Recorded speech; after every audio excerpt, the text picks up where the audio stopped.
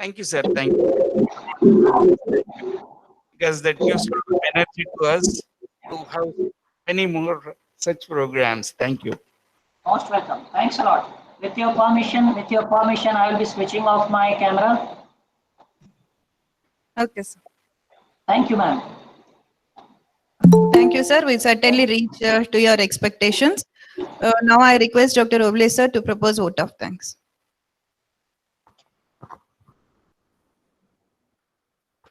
Good morning to all. This is Dr. A. Oblesh, co-convener of this program.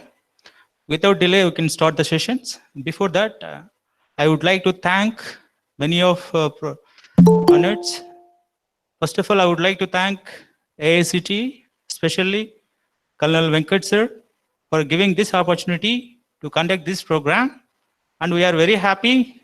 We got a huge response, not only from across India, from Malaysia and United Kingdom.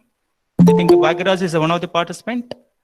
So we are very thankful to all for your huge response. All the participants already have given the instructions. So you have any problem regarding any problem, please, our faculty is ready to resolve your problem. Now, I would like to invite our resource person today, resource person, Jyoti Periswamy from USA. So welcome you, sir. Now, I request Jyoti sir to start the session. Thank you once again all.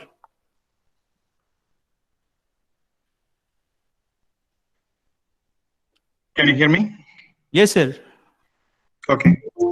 Can you see my screen?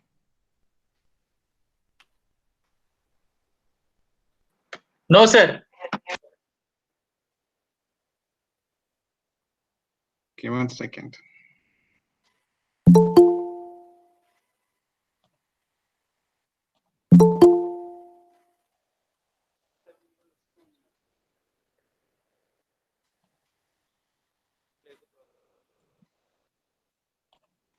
Can you see my screen now? Yes, sir. No, sir. No, sir. Someone says yes, somebody says Yes, no. yes, sir. What are you saying now? Yes, sir. Yes, sir. Great work. Okay, all right. So I thought you're going to introduce me. Let me introduce myself. Okay. Can you all hear me now? Yes, sir. Okay, all right. So I just want to quickly introduce myself so that you understand like who am I. Sir, please put in your presentation show, PPT show. Now that I know, okay. I was hoping that I will be introduced by someone. It's very poor, no one introduced to me. So about myself. Hello, this is Yes. Dr. Srilata. Sir, good morning, sir. Yes, ma'am. Good morning. Yeah, I would like to introduce Jyoti Periswamy, and he is co-founder and chief AI architect DeepSphere.ai at USA. He got 17 plus years of management consultant and end-to-end AI experience with Deloitte, EY, and KPMG. And he has over 50 plus clients across industries, health, energy, oil and gas, public services. And he teaches AI at MIT, head of AI architect of Experify Harvard Innovation Lab. And he innovates industry solutions along with SAP America, published papers on finance, AI, big data, cloud, and SAP appliances, delivered many research projects on market for AI enterprise services. Globally recognized as keynote speaker, he delivers sessions in more than 50 conferences. Recently invited by Prime Minister Office of Dubai, Malaysia, and globally recognized keynote speaker and throughout leader for finance, AI, digital, big data, and data science by Forbes, lectures, etc. Thank you, sir, for being with us to share your expertise. And we feel blessed. We got a chance to hear from you, sir. Now, I request you to start over the session. Thank you, sir. Sure, no problem. Thank you. All right. So just coming to me, I just wanted to quickly, tell about myself so that you could understand. So today, I was in a session with almost today morning, correct? Last 2 days I was teaching for kids. And this was actually sponsored by the Canadian government. Can you please make sure your phone is in mute? Can you please make sure your phone is in mute? Can you please make sure your phone is in mute?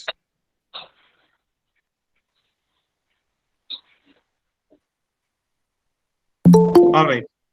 So today I was with around 150 something kids, and this program was sponsored by the Ministry of Canada.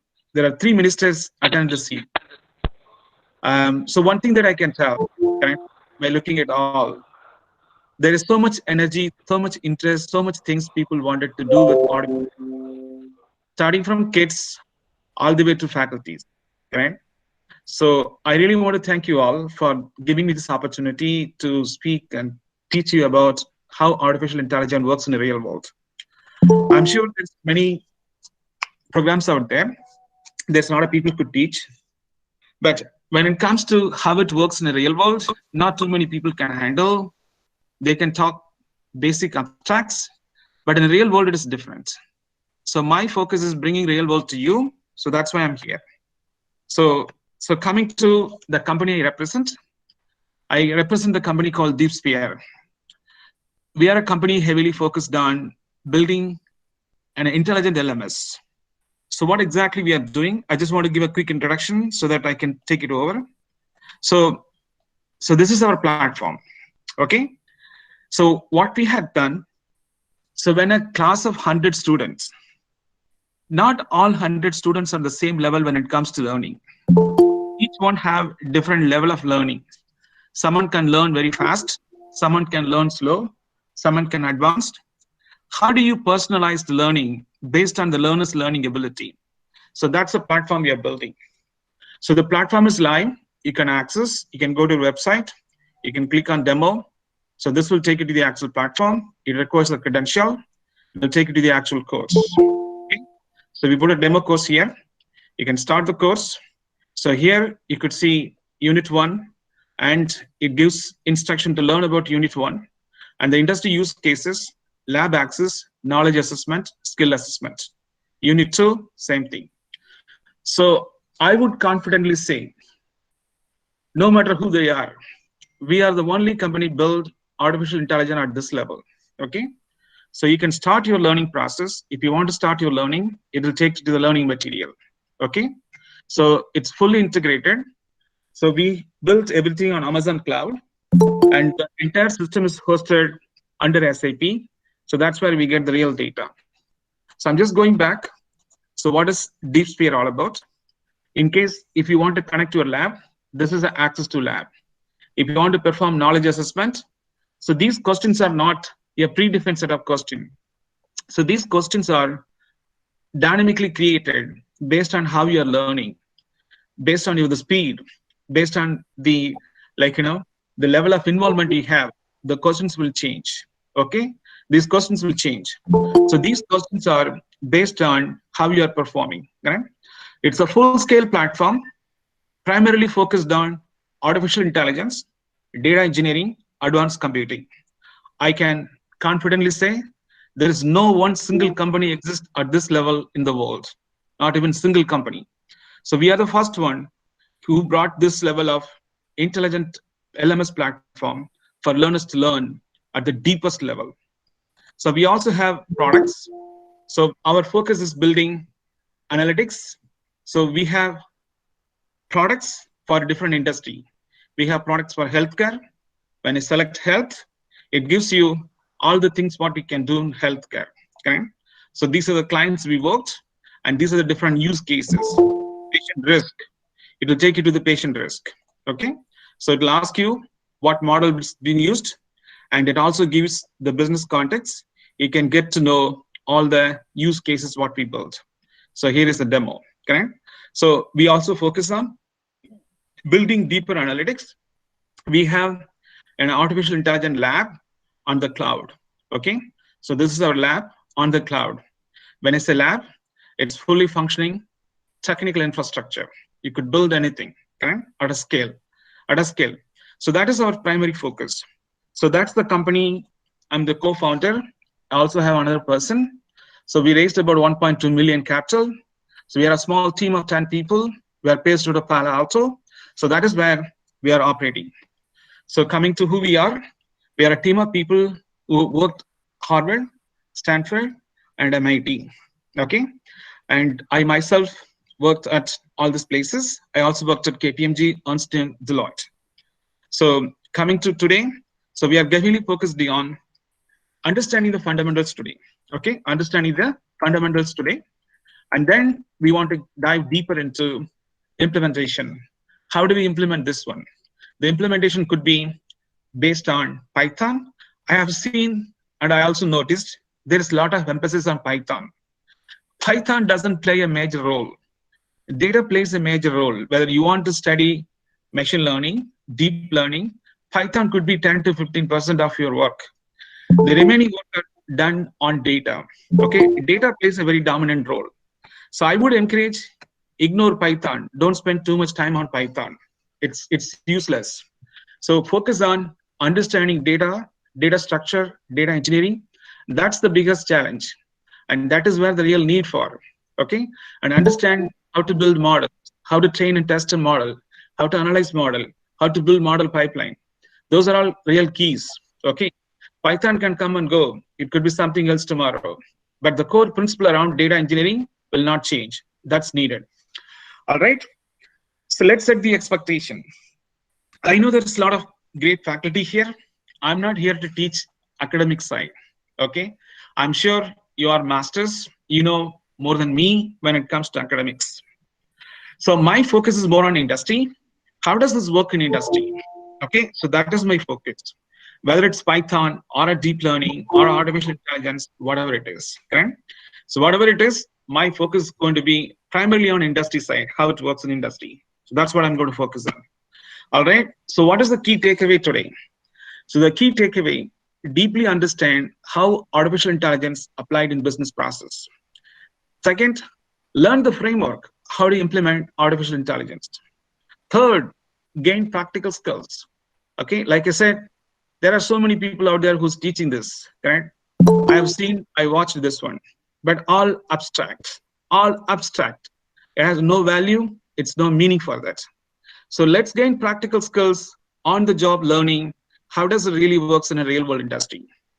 And last, as I said, it doesn't matter what you think, but what industry thinks, you should know. Whether it's a teaching faculty or an industry expert, you must need to know data engineering, must need to know data engineering to the deepest level. Otherwise, you are wasting your time, you are cheating yourself. It's not going to take you anywhere. Okay, so these are the key takeaways. All right, so let's start from here. I can tell you, like I said, I taught more than 10,000 people, more than 50 plus universities, 100 plus colleges. So one thing I can tell, there is no clarity on what is artificial intelligence, what is machine learning. Sorry to disturb you. Hello? Yes, sir. Someone has a presented screen, sir. Can you please once again present your screen? Okay.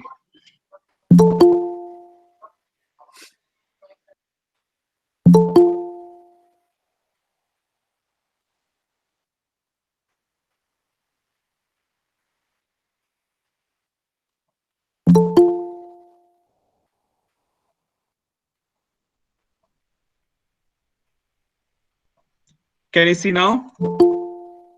No, sir. No. Yes, sir. So can you stop others to not present? Can you take host control and let others not present? I am also participant, sir. Please inform to organizers. Organizers, Okay. please.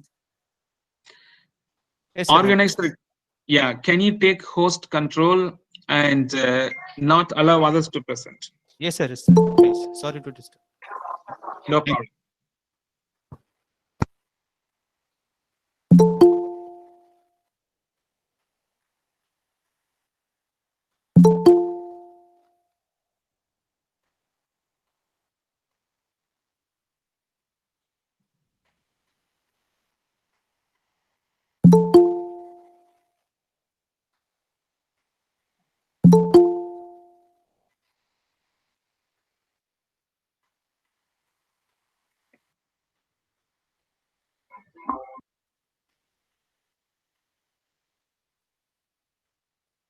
Hello, sir.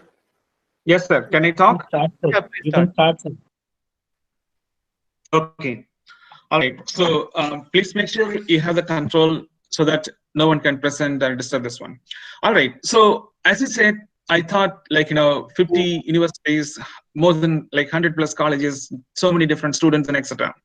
So one thing I can tell, the clarity on what is artificial intelligence, what is machine learning, what is deep learning, it's absolutely amazing. People, how they're understanding about all the things. Okay. So there's a lot of lack of clarity. Let us start from the fundamentals. Okay, let us start from the fundamentals and then we can go deeper into the space. Okay, so first let's understand what is an intelligence. Okay, so what is an intelligence? Can you keep your phone on mute? Can you please keep the phone on mute? So let's understand what is artificial intelligence and then we go into deeper. Okay, so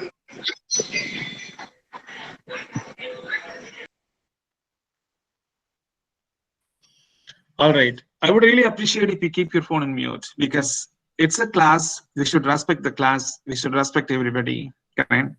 So if you have personal work, please leave the meeting and do your personal work. All right. So what I was trying to say, there is lack of clarity on what is artificial intelligence. By definition, artificial intelligence is nothing but creating intelligence artificially. Okay.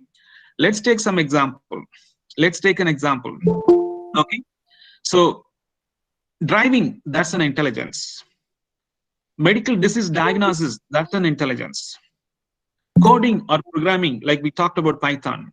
So that is also an intelligence. Driving is an intelligence. Medical disease diagnosis is an intelligence. Programming or coding is an intelligence. Who does? Okay. So these are all done by different people. Okay. So the driver who's driving the car, that's driver. So the person who does the medical diagnosis, so that person is nothing but a medical doctor. Okay. The person who does the programming, a programmer. Correct. So these are the people. And what do you call this one? These are all human intelligence. These are all human intelligence. How does the human got this intelligence? Either through a formal training or an informal training. Correct. So when we talk about intelligence, driving is an intelligence. Medical disease diagnosis, that's an intelligence. Programming or coding, that's an intelligence. Who does this one? So these are all done by different people, a driver, a doctor, a programmer. And who these people are human intelligence. How they got this intelligence? Either through formal training or an informal training. Let's understand. When people say intelligence, what is it? Reading is an intelligence.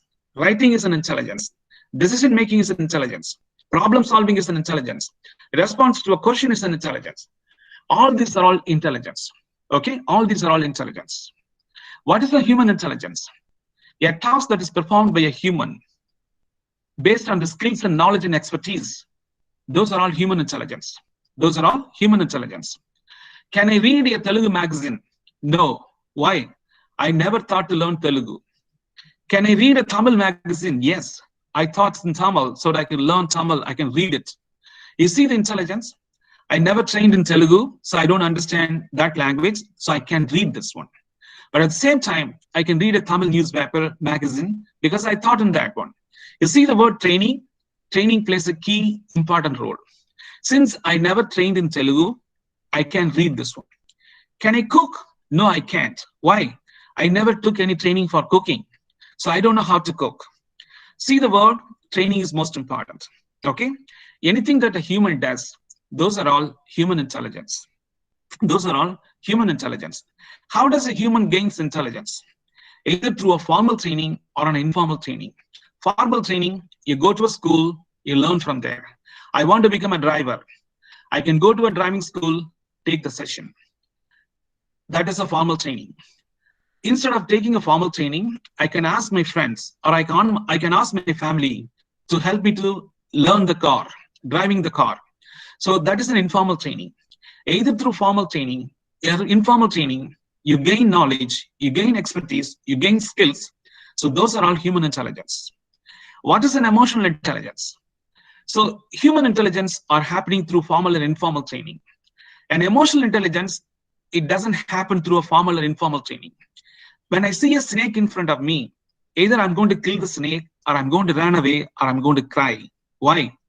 So that is basically doesn't require a formal training. That happens over a period of maturity. When I grow up, I can understand certain things. I can act based on what I see in front of me. I'm walking in a street. I see there is an accident. Someone is trying to, come out from these accidents. As a human, I'm going to tend to help them. For that, I now need a training. To run away for a snake, I now need a training. So those are all things that happen on an emotion.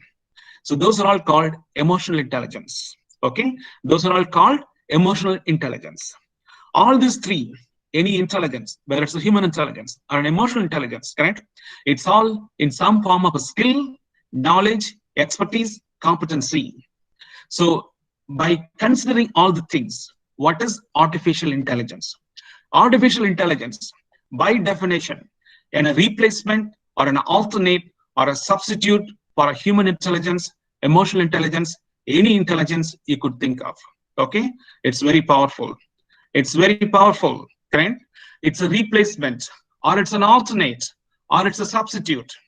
It could be a substitute for a teacher. It could be a substitute for a doctor, or it could be a substitute for a medical professionals or a legal professionals. It doesn't matter who they are, or a civil engineer, correct? Doesn't matter who you are. It's going to replace. It is going to replace. Whether you like it, you don't like it, nobody cares, correct? That is how it is. So when people say artificial intelligence, creating all this intelligence, okay? Creating all this intelligence artificially. What kind of intelligence? Human intelligence, emotional intelligence. That is why we call it's a replacement or an alternate or a substitute for a human intelligence. Very important. All right. How does it work in industry? Okay. It is good to understand it's going to replace, it does all the things. Okay. So how does it work in industry? In industry, it works or it is delivered in the form of many ways. There are two key forms artificial intelligence delivered in industry. Understand, this is a key point that I'm telling. A lot of people doesn't understand all the things. Okay? It delivered in the industry in the form of an intelligent automation, data science. Okay, there could be many other ways. How do you bring artificial intelligence to a business, to an industry? Correct? It is brought into the form of an intelligent automation or a data science. Okay, so what is an intelligent automation? What is an intelligent automation? An automation that occurs without any human intervention and without any manual involvement. Okay, such automation is intelligent automation. Okay, for example, a self-driving autonomous car. A self-driving autonomous car is an intelligent automation. Why? So these are all. Just a second. Just a second. Mr. Krishna Pala is trying to text me. I'm just responding to him. So he's texting me whether I'm teaching remotely. Yes, I am.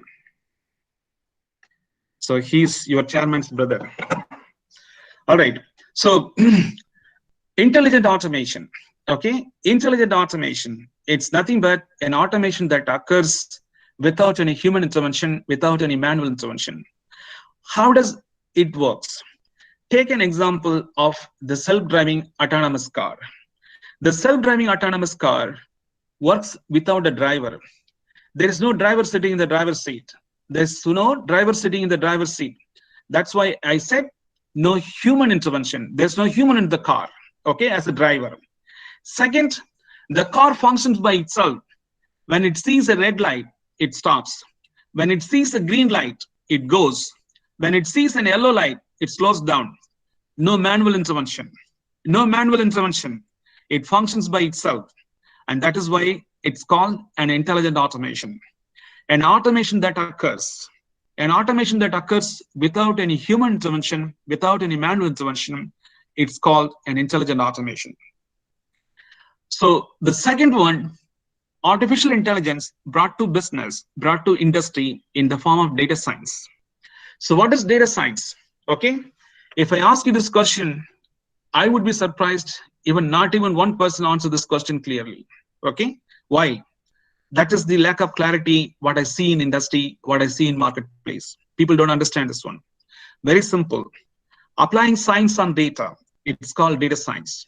Okay, applying science on data, it's called data science. We will study this more in detail later. So let me cover this one quickly. So data science is nothing but extracting hidden insights. Extracting hidden insights from data. It's basically what it is.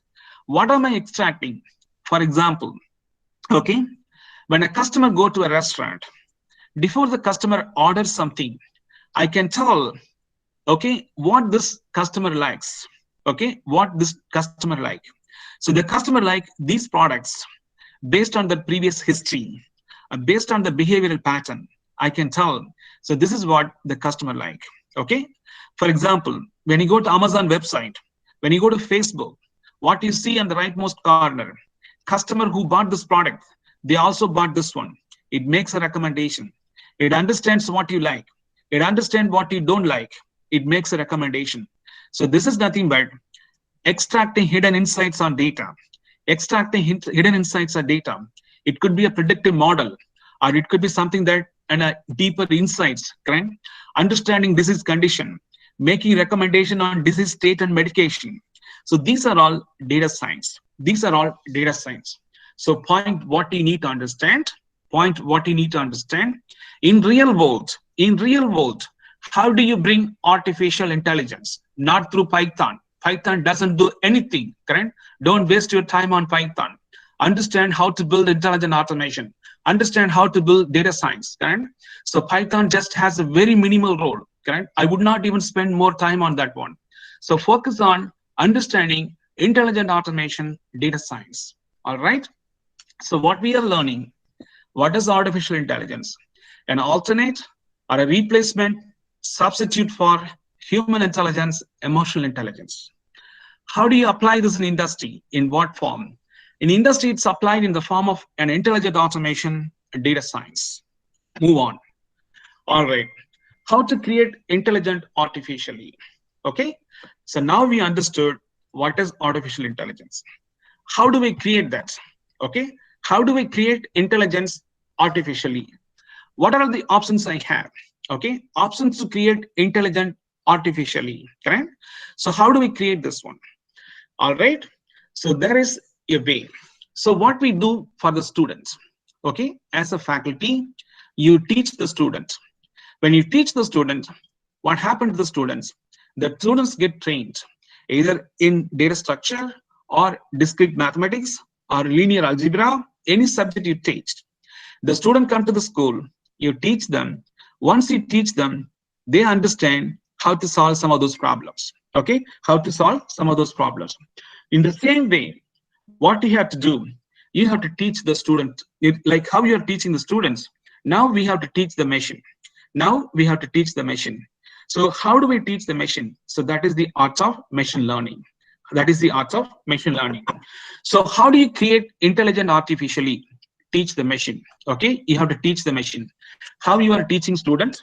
Okay, you can teach the machine as well.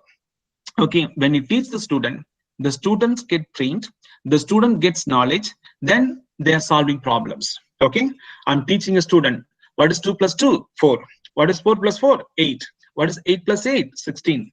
So that is what I'm teaching the students. The students understands now. The student has been fully trained. Okay, so the students will be fully trained. Okay, just a second. He's keep on texting me.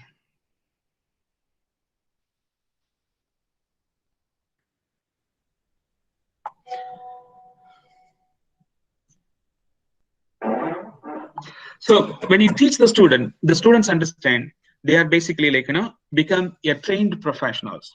So now I taught the student, what is 2 plus 2? They understood. What is 4 plus 4? They understood. What is 8 plus 8? They understood. So now I'm giving another set of data. What is 3 plus 3? They're saying this, it's 6. What is 6 plus 6? They're saying 12. So the same concept comes here. The same concept comes here. You teach the students get trained, then they're able to solve problems. Same applies to machine. So the goal is what? Replace human. The goal is what? substitute for human. The goal is what? Find an alternate for a human. Correct? Find an alternate for a human. So instead of you training the students, now you train the machine. Okay? Now you train the machine. So how to create intelligent artificially? The step one, teach the machine. All right? The same way how you are teaching a student, now you teach the machine. So the machine is nothing but your computer or a piece of software or a robot. It could be anything. Okay? It could be anything. How to teach the machine? Train the machine. Okay? So how do we train the machine? Like I said, I'm training the student, 2 plus 2, 4 plus 4, 8 plus 8, I'm training them. Once I train them, I'm going to give another set of data. They will solve the problem. They will solve the problem. In the same way, you train the machine. So when you train the machine will become an intelligence. The machine will become an intelligence. When I say machine, I'm referring, number one, either a computer or a piece of software or a robot. Okay, or a robot. So this process of training machine, it's called machine learning. Okay, understand this. The process of training machine, it's nothing but machine learning. So I'm going to skip this deep learning, computer vision, natural language processing, robotic process automation. For a minute, I'm going to touch one more time this more detail. I will explain. So for now, place 5 is 20 not going to place. Getting this model. This model is. Can you please keep your phone on mute? Can you please keep your phone on mute, please? All right.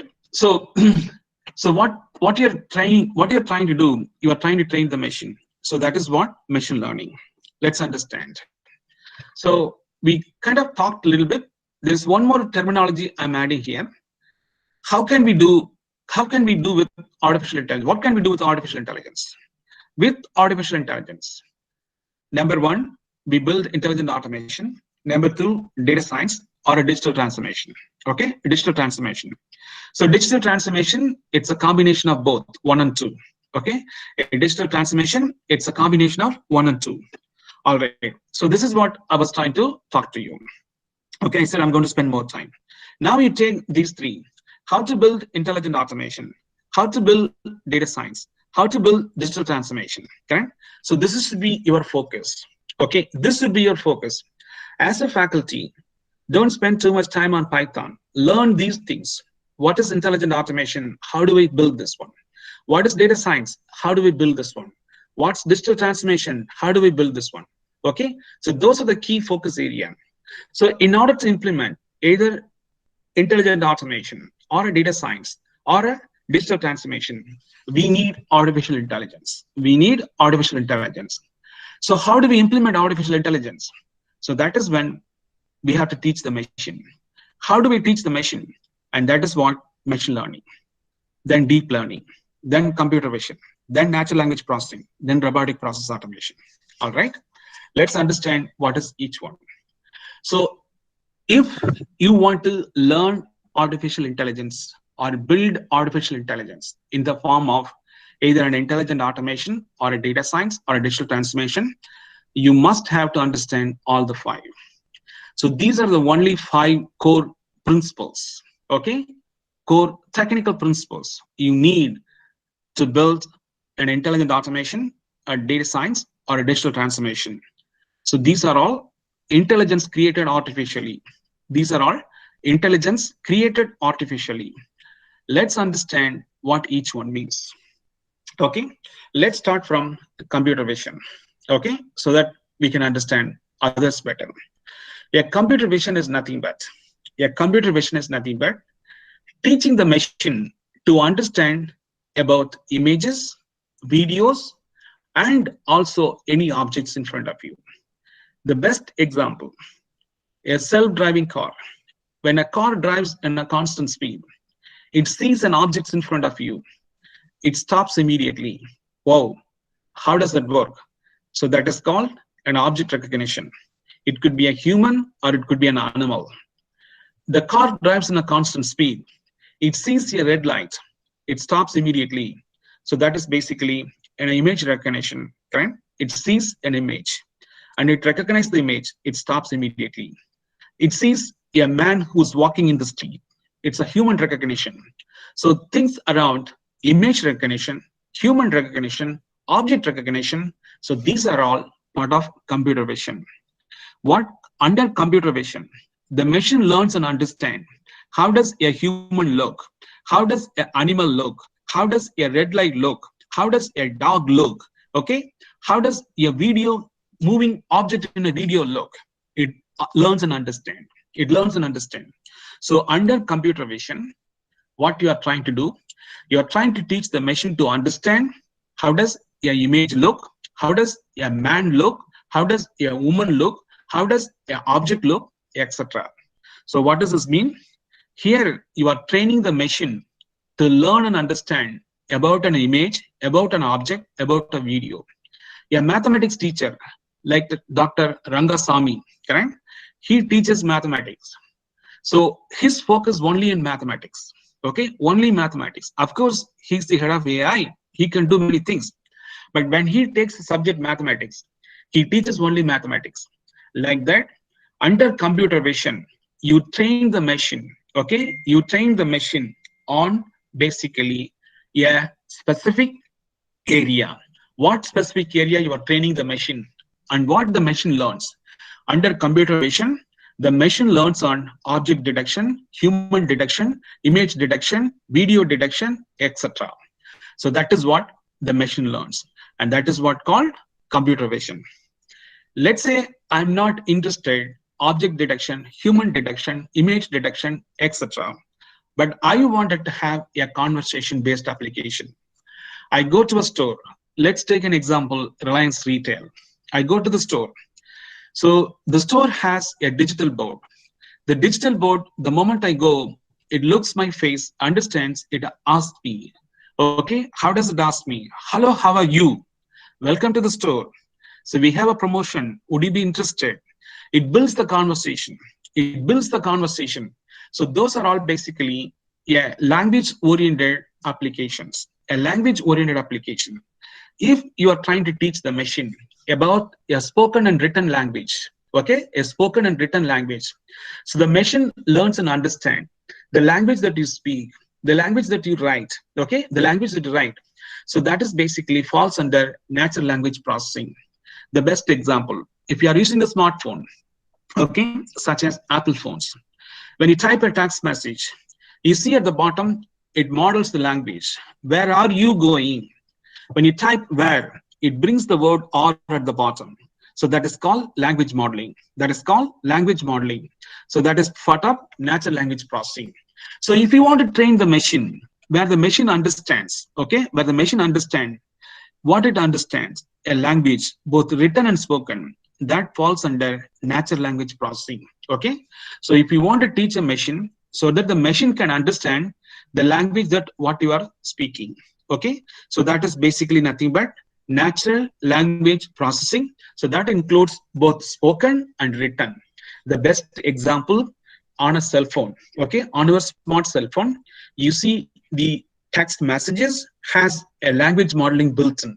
So those language models are based on NLP, natural language processing. Under natural language processing, the machine learns and understands. The machine learns and understands languages.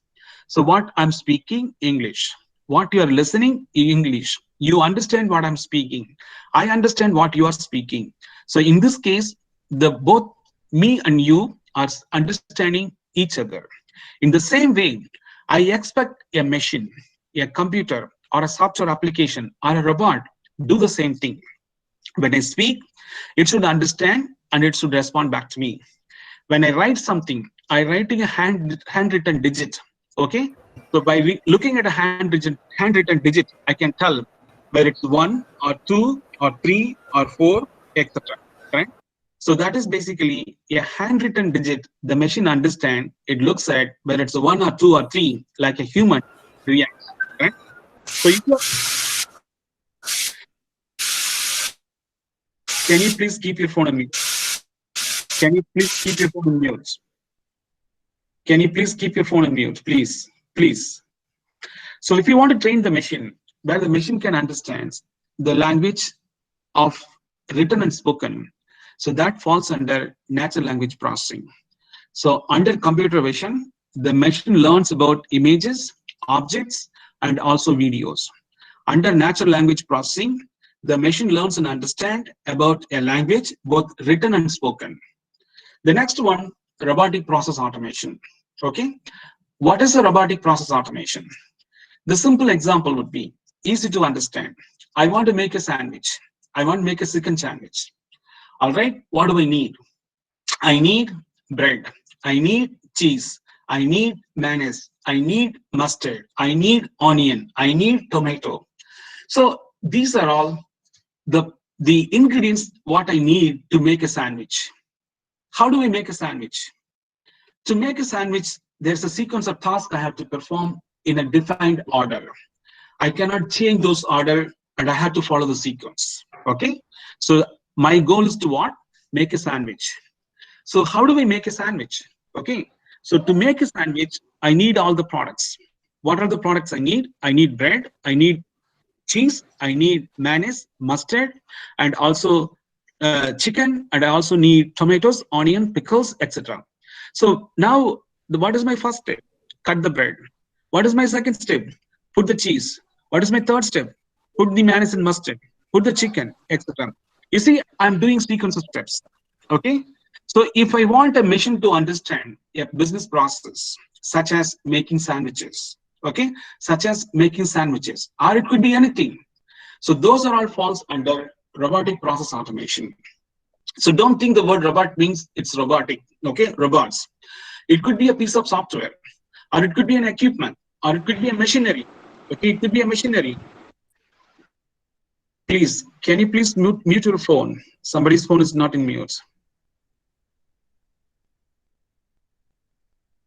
All right, correct? So if we expect the machine to understand a business process and perform the task on that one, so that is basically robotic process automation.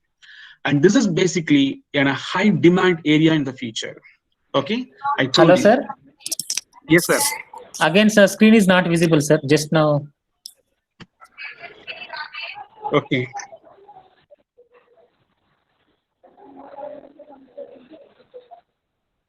All right, let me stop and say.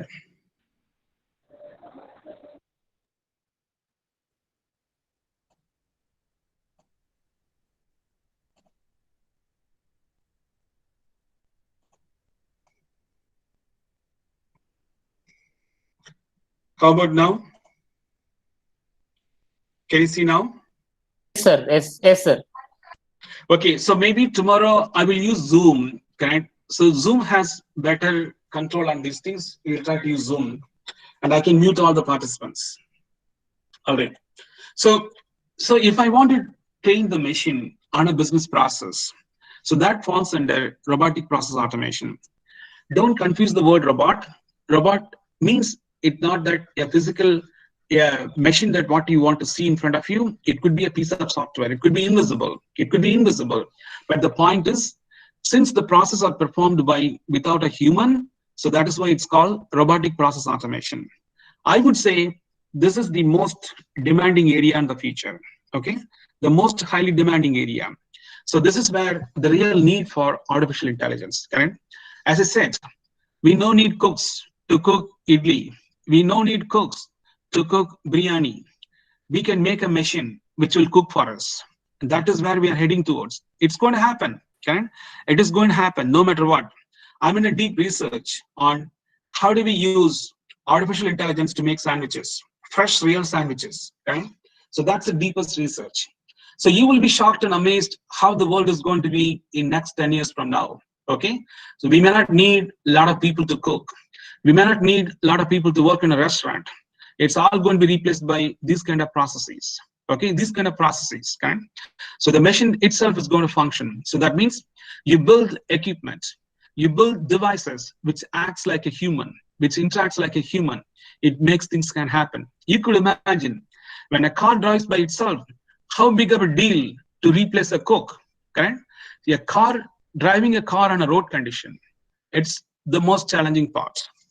Okay, how much difficult to replace a cook? It can happen.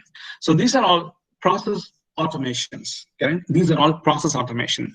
Typically in industry, processes like order to cash, procure to pay, procure to pay, record to report, etc.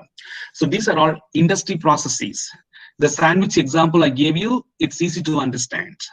But in a real industry, what are the business process we could automate? We could automate without a human intervention. So that could be a record to report, order to cash, procure to pay, etc. So those are the kind of processes will be fully automated using artificial intelligence, which falls under robotic process automation. So under robotic process automation, the machine learns and understands business processes and it automates. All right. So we looked at computer vision, we looked at natural language processing, we looked at robotic process automation.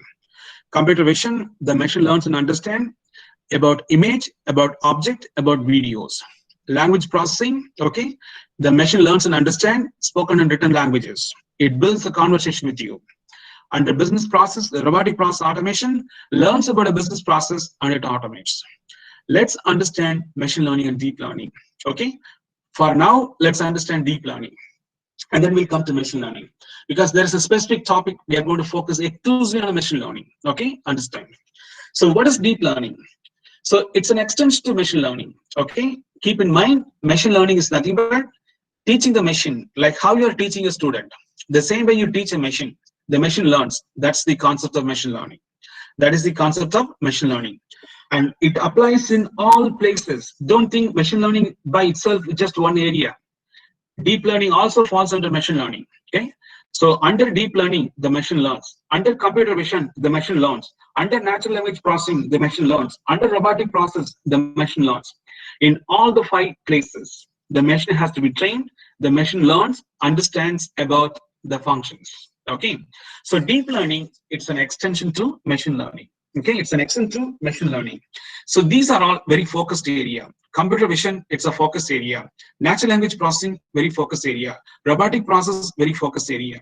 So deep learning, it is not a focused area. Okay, so this is basically focused on videos, images, objects. This is focused on languages, written and spoken. This is focused on business processes. When it comes to here, it's not a focused area.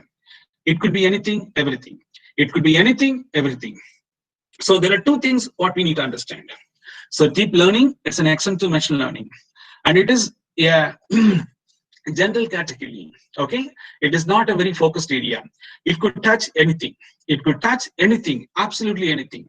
So when do we need deep learning? So the machine learning, okay? The machine learning basically. Sir, again share your screen, sir. I'm not doing anything, madam. So I don't know why this is happening like this. So I'm not doing anything literally. Okay, I'm trying to present one more time. All the participants, please pin host screen so that others. Can you see my screen now? Can you see my screen now? Yeah. Okay, all right. So please keep your phone on mute. So deep learning is an extension to machine learning. And deep learning, it doesn't fall in any specialized category. It goes across the board. So that means it could work language, it could work on image, it could work on process. It can be anything. It can be anything. It goes across the board. And please keep your phone on mute. Please keep your phone on mute, please.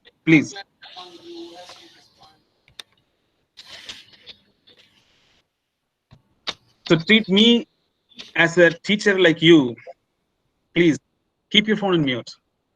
It really disturbs all of us. So deep learning, it doesn't fall any other specialized area. Okay, it is across the board. It's common. So deep learning could be used under computer vision, under natural language processing, under robotic process automation. It could be anywhere. It could be anywhere. So point 1 to consider. So deep learning is next to machine learning. The difference is the machine learning works on a guided approach. There is a supervised machine learning, where it's a predefined set of rules to be followed. Unsupervised machine learning, still there's a set of rules to be followed. Reinforcement learning, there's a set of rules to be followed. But when it comes to deep learning, okay, when it comes to deep learning, you don't have to have the guided approach. I will explain this more in detail when we move on to the next topic, which is basically machine learning applied. But for now, so you can take deep learning is an extension. And second, it needs complex data sets, and it's for creating complex intelligence. Example, disease diagnosis, okay, behavioral pattern, okay, behavioral pattern of a patient, how long a patient is going to live. So this kind of complex problem needs deeper data analysis. That is why it's called deep learning. The data set is very complex. The type of analysis you do is quite complex. And also in terms of like how you build, train, and test the model is going to be different. So as I said, the machine learning works on a guided approach. Deep learning doesn't work in a guided approach. What is guided approach? For example, in a machine learning, you tell what features that you're going to use to solve a problem. How does a dog is going to look like? How does a male is going to look like? How does a man is going to look like? You tell the machine this is how they're looking. But after deep learning, the machine itself figures out how a human is going to look, how a dog is going to look, correct? So that is why I said machine learning works on a guided approach. Guided means a supervised approach. Deep learning doesn't require any of those. Okay, deep learning doesn't work with any of this one. So I have a special section which covers on the difference between these two, where I spend more time. So what I want you to understand, so deep learning doesn't specialize like computer vision, natural language processing, robotic process automation. It is across the board, any kind of problem you can solve. Any kind of problem you can solve. Okay, and it's an extension. It needs a complex data sets. It needs a complex data sets. And also, it does not need a guided approach. Guided approach means in a machine learning, there are certain instructions you have to follow. There are rules you have to follow. Under deep learning, you don't have to follow. For example, in a machine learning, you tell what is the feature required for you to solve a problem. Okay, whether the student is going to pass or fail. For that, you have to give a hypothesis that is called feature in the machine learning. In the deep learning, you don't have to tell those feature. The machine itself figures out whether the student is going to pass or fail. Based on the behavior, based on the score, based on the grade, it figures out by itself. Okay, all right. So I want you to understand, no matter what you do, okay, if you want to create intelligence artificially in the form of an intelligent automation, data science, digital transformation, you must have to involve all the five. Okay, either it could be one, or it could be all, it could be some. Okay, so you will be using any one of these techniques. So these are the techniques you will be using to create intelligence artificially. To create intelligence artificially, whether you can use machine learning, deep learning, computer vision, natural language processing. There are different types of machine learning. Like I said, these two areas I will tackle very specifically later. So what I'm trying to say, it doesn't matter what you want to learn. If you want to be an expert in the space of artificial intelligence, in the space of data science, in the space of intelligent automation, digital transformation, you must have to understand all the five principles. Okay, it is the core of anything what you do in the space of artificial intelligence. Let's move on. So this is just some examples I put here. So what is machine learning and what it does? Some of these examples. Deep learning, some examples. Computer vision, some examples. Natural language processing, some examples. Right? Robotic process automation, some of these examples. So these are all a set of building blocks to build these kind of solutions. So I will let you read through this one. It's not that difficult. I will move on. Okay. So there are certain things I wanted to talk about. The changes in our education system. How does this changes our education system? It is really important. So what we are trying to do, we are trying to understand the changes of artificial intelligence. What is the impact of artificial intelligence? Okay. So obviously there will be new curriculum. For example, what we teach our students. We are teaching our students how to write C program, how to write C++ programs, data structure, correct? So relational database management system. Is that needed in the current context of artificial intelligence? Answer is no. Answer is no. We no need to teach students about data structure. We no need to teach the students about relational database management system. Like for example, we all know Oracle. We all know Oracle. We all worked in product like Microsoft SQL Server.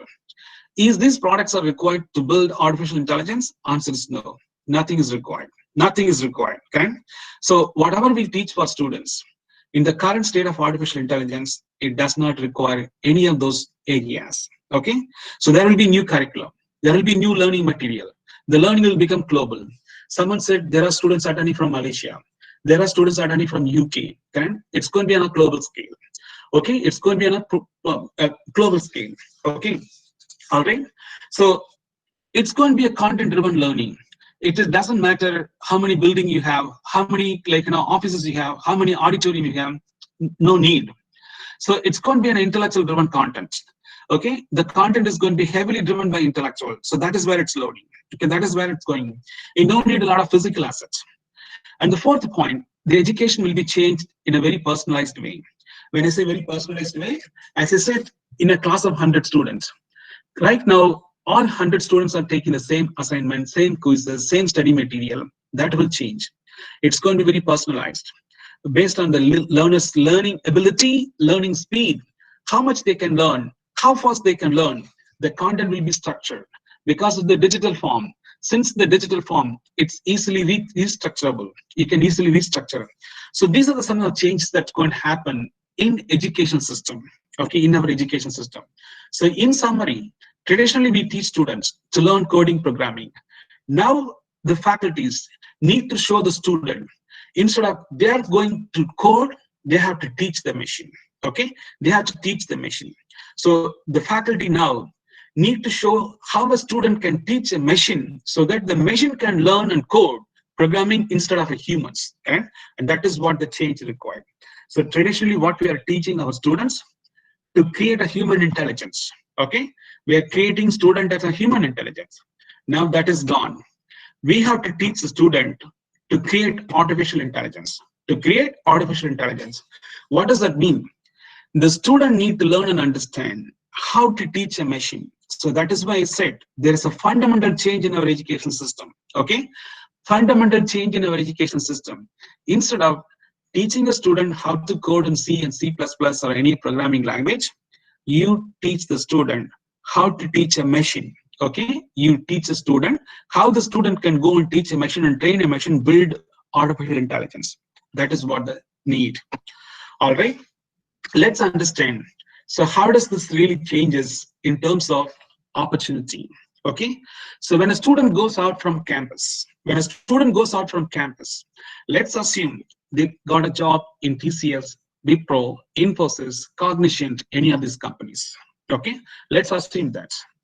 All right, in a traditional software engineers, I'm a software engineer, I got a job in TCS. What they do, so when they go to any of this company, they are assigned to a project. In the project, they have given a problem to be solved. So what they typically do, okay, they write a functional spec, they write a technical spec, they do coding, they do testing, they do deploying, and then monitor this one. So in some form, every people who's working in the information technology will be doing any of these kind of jobs, okay? Whether do creation of functional test spec, technical spec, programmer, tester, all these people will do something like this. All right, what is the problem here? So whatever they do, these are all hard-coded business rules, okay? Hard-coded business rule. So this is not a self-learning application, okay? This is self-learning application. So this is basically in the current state what we teach for student. We teach for student to become a good programmer. We teach student to become a good analyst. We teach student to become a good tester or a system administrator, etc. That is what we teach. But in the world of artificial intelligence, none of those required. I no need a functional spec. I no need a technical spec. I don't have to write a code. I don't have to test anything. I don't have to do a deployment. All are changed. A functional spec, feature engineering, technical spec, model planning, model selection, model engineering, data engineering, coding, model engineering, model validation, model deployment, okay, etc. See, none of the skills what we teach for student, it's required. None of them. I'm telling you honestly, correct? Whether you like it, you don't like it, you take it, it's up to you. But reality is different. The ground reality is different. It is going to impact very quickly, rapidly. Okay, right now, it is only used by a few companies. That is why most of the students are not able to go for Google, Facebook, Amazon. So these companies are fully focused on artificial intelligence. intelligent automation, data science, digital transformation. So when you go in that space, all the things what we teach is not required. I don't have to write a functional spec. So what I do feature engineering. I don't have to write a technical spec. I do different things, model selection, model planning, data engineering.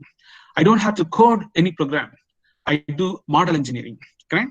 So like this, things are changed. Here, I don't have to hard code any business roles. And it is a self-learning. What is self-learning? I will explain this, please. So this is another change coming in front of us, okay? So one is we talked about the changes in our education system. Second, how the students, once they graduate, go out and look for a job. Now, how that is going to change? How does this going to impact? So that's why I'm saying, you look at your education system, you look at your teaching curriculum, you look at what you're teaching, try to change, try to adopt all these new technologies, all these new concepts. It's really important, correct? So it's quite heavy. It's quite heavy. Okay, so this is what industry expects. All right. So in summary, all the 6 different functions in the future, it does not require. Okay, does not require. This is in a traditional way. This is in the world of artificial intelligence. In the world of artificial intelligence, we no need any human to write a functional spec or a technical spec, to code a program, to test a piece of software, to manage a deployment or systems. We no need humans. Instead, the machine does this by itself. As needed. Okay, all right, let's prove this one. So this is a real practical example. Okay, this is a real practical example. So what I'm doing on a day-to-day basis. So let's say I work for a company. They're asking me to create a report. So the report's supposed to give me back all the employees in a department, by department, with their salary grade. Okay, so in Anurag Group of Institutions, let's assume we have 500 faculties and 100 HODs, 10 deans, etc. So now I have to create a report. In the Anurag Group of Institutions, give me all the faculties by their department and salary grade. So how can I do this one? I write a simple select statement. If the data stored in a Oracle database or any database, relational database, okay, I will write a simple select statement. It's a traditional approach. This is how, and this is what we are teaching the students. Okay, so what we are teaching the students, write a select statement, SQL statement, a structured query language statement, where students can go out, right, list me all the employees, list the department and salary grade from this table, where country India group by this. Okay, so it gives me back all the students, all the faculties, okay, all the faculties by department, by salary grade. All right. So how do I do the same thing in the world of artificial intelligence? Understand this. In the world of artificial intelligence, I don't write a SQL statement. Instead of SQL statement, I use statistical modeling tool. I use statistical modeling tool such as K-mean clustering or a KNN. So what is K-mean clustering does? What is KNN does? It finds a similarity in data set, it groups them together. It finds the similarity in the data sets, it groups them together. Now you see the challenge that what you have. So what you are teaching student, write SQL statement. What industry is looking for? I don't need this SQL statement anymore. Why? It's inefficient. It's hard-coded, correct? I need something where more efficient, self-learning. So the same SQL statement can be replaced using statistical modeling tools such as K-mean clustering or KNN. Okay, so this is basically nothing bad. When there is a change occurs. So now let's say I'm looking for Anurag Group of Institution in India. Let's assume the Anurag Group of Institution, it's a worldwide operation. I'm looking for US. In this case, okay, in the SQL statement, I have to go and change the SQL. Instead of India, I have to change to USA. Here, I don't have to change. The machine learns and understands by itself. Why? That is basically what it sees a similarity in the data sets. It looks at data set which has India, it groups them together.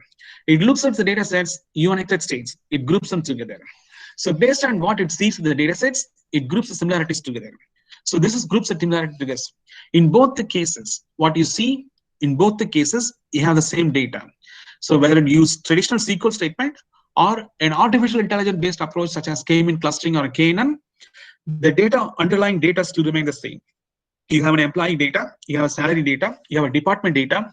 That still remain the same. That is not changing. But what has changed? Okay, so what has changed? How you are basically processing data, how you are doing things. In AI approach, in the AI approach, we are not hard coding any data. Second, when a change occurs in the data, it automatically self-learns. Okay, so instead of country India, when it sees the data country United States, it groups all the countries together. Then it forms a cluster. Then it forms a cluster. I'm sure a lot of mathematics professors here, correct? I know Dr. Rangasamy is here, so I have to be very careful. So he's a deep mathematician. So K-means clustering, how it works, I'm sure you know. If you're not clear, I can explain later. But I just want you to understand the difference between traditional way of building automation using artificial intelligence way of building automation in a simple example, right?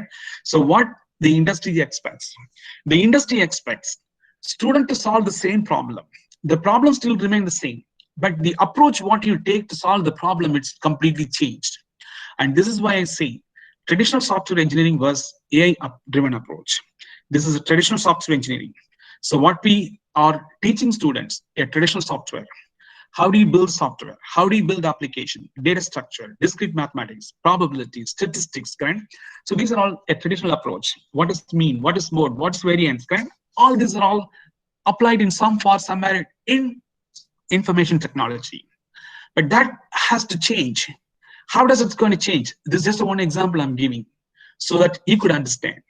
So when you go on real world, it's massive. It's massive. You can't even believe how difficult this is. So the students, what I'm saying, you have to teach the students, they can understand how the world is going to be in the future and how do I equip myself, okay? So that is going to be the biggest challenge. Finding a job for the students is going to be the biggest challenge. Until you really teach them at a level that they can understand, how do we apply all the things in a practical problem, it will be very difficult even for a student to understand because the concepts are very heavy. Okay, and there is no textbook out there. There's no quality material out there. I have seen people teaching, correct? Very abstract, correct? Very abstract, and it's very commercial. Okay, so this is basically the type of changes that are coming in front of us. Our educational system will change. Our fundamental software engineering will change, and this will have a massive impact on what we teach students and how we teach students. All right. So the next topic, what I want to talk about, type of artificial intelligence. Okay, so what are the different type of artificial intelligence we can build? So what we learned, basically what is artificial intelligence, how we can build artificial intelligence, in what form, and what are some of the impacts. I didn't talk about everything. I talk about the very basic things, what we need from educational perspective. Okay, so now when we wanted to build artificial intelligence, what are the different type of intelligence you could build?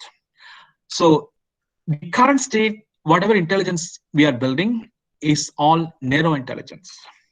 Second, general intelligence. Third, super intelligence. So where we are here in the narrow intelligence. Where we wanted to go, next level is general intelligence. And ultimately where we want to reach, super intelligence. Let's understand what does this mean. A narrow intelligence, one problem, one solution. One problem, one solution. Let's take an example. The self-driving autonomous car. Let's take an example, the self-driving autonomous car. BMW, that's the type of car. That's a type of car. Lexus, that is another type of car. Honda, that is another type of car. Nissan, that's another type of car. Okay, that's another type of car. All these cars are heavily focused on building autonomous vehicle, building autonomous self-driving autonomous vehicle. So each one of those manufacturer, whether it's a BMW or Honda or Lexus or Nissan, they all focused on building autonomous cars. But where the car is driving, it's driving on a road. The road condition and the road rules, it doesn't matter whether you drive BMW, Lexus or Infiniti, any car, the road rules are same. The road rules are same. If that is the case, why each one of them has to build their own autonomous car? Why can't one autonomous function which works on all car? Okay, which works in all car. That is what general intelligence. Okay, so what we have right now, narrow intelligence. one problem, one solution. Example, each manufacturer of these cars, such as BMW, Lexus, Infiniti, Honda. So these manufacturers, they're building their own autonomous function, autonomous vehicle, autonomous model.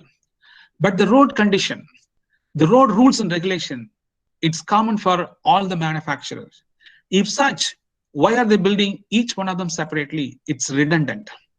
Instead of that, they can build a general intelligence, which works in all cars, So what does that mean? You have one solution, many problems, one autonomous function for all manufacturers. Same autonomous model goes into BMW, goes into Infiniti, goes into Lexus, goes into anything else. So that is where the industry wanted to go. And that is called a general intelligence. The intelligence doesn't build for a specific manufacturer or a specific product or a specific service. It is built common across the board. So the best way to understand, as I said, look at the autonomous car, how it does. It doesn't matter how big the car, how small the car, how luxury the car, all car has to run on a road. All car has to follow the rules and regulation in the road condition. If such, it doesn't matter whether it's a luxury car or a small car, bigger car, who cares? All car should have same autonomous function. And that is basically a general intelligence. Okay, that is basically general intelligence. So whether it's a narrow intelligence or a general intelligence, in both the cases, you have to train the model.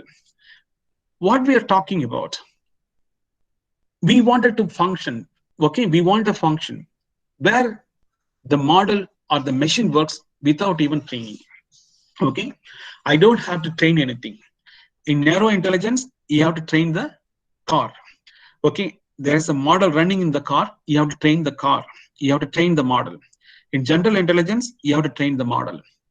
In super intelligence, you don't have to train the model. It learns over a maturity period. We talked about emotional intelligence. What is emotional intelligence? When I see a snake, I want to kill, or I want to run away, I want to do something. So that is basically nothing but emotional intelligence. So super intelligence, almost like an emotional intelligence, no training required, okay? So when I see a snake, I'm going to run away, or I'm going to kill. So in that case, I don't have to take any formal training to kill a snake. I don't have to go for any formal training to run away when I see a snake, correct? I can learn on a maturity over a period of time. So that is basically things that intelligence happens without any formal training or informal training. That is what super intelligence. You don't have to train the model. It learns and works by itself. So this is where we wanted to go. Okay, ultimately replace the human. Ultimately replace anything that a human does, correct? So this is just some of the example, a timeline, correct? So when are we expecting this intelligence are going to happen? I'm not saying it's just me making the statement. There are several research papers, market studies, industry prediction. By 2030, we will be reaching super intelligence. Between 2025 to 2030, we will be reaching the general intelligence. So where we are right now, we are in the narrow intelligence. Okay, so when you teach the students, okay, so make sure we tell the students they understand there are different type of intelligence we can build. Okay, different type of intelligence we can build. So the current intelligence, whatever we build, whether it's an intelligent automation or a data science, or it could be a digital transformation, it's all very focused. Okay, that means one-to-one, one problem, one solution, one problem, one solution. That's narrow intelligence. Where we wanted to go, we don't want to build this one. We don't want to waste money. Okay, you see how much money each of this manufacturer is spending. BMW, billions of dollars. Nissan, billions of dollars. Infiniti, billions of dollars. Why do we need to waste money? Instead, many problem, one solution. Many problem, one solution. That's the general intelligence. So the student has to understand there are different type of artificial intelligence you can build, and these are those things are. All right, let's move on. So what is the skill needed? Okay, so this is one of the common questions I've been asked. Okay, what are the skills required? Do I really need Python? As I said, so if you go on a Python, you will do only small things. Okay, In a real world, you won't be able to handle anything. Okay, you won't be able to handle anything. So if your goal, if Anurag Institution's goal to create student as an AI architect or an AI engineer or an AI developer, keep in mind, AI includes all the 5 things what I told. That includes machine learning, that includes deep learning, that includes computer vision, natural language processing, robotic process automation, all 5 included when you say artificial intelligence. It also includes data science. It also includes intelligent automation. It also includes digital transformation, correct? So don't get confused. I have seen a lot of people getting confused. So the word artificial intelligence, by definition, is just a concept. How do you implement? That's where this 5 core area comes into picture. In what form? A digital transformation, an intelligent automation, data science. So if you want to create a student at that level, then the student must have to have all these different skills. It's absolutely must. Okay, it is absolutely must. If you see here, Python is just one role. Okay, so don't heavily focus on Python. Okay, it is not going to take any. It's not going to take you anywhere. Then it is going to be another training institute sitting in Amirpet. Okay, that's what this is all about.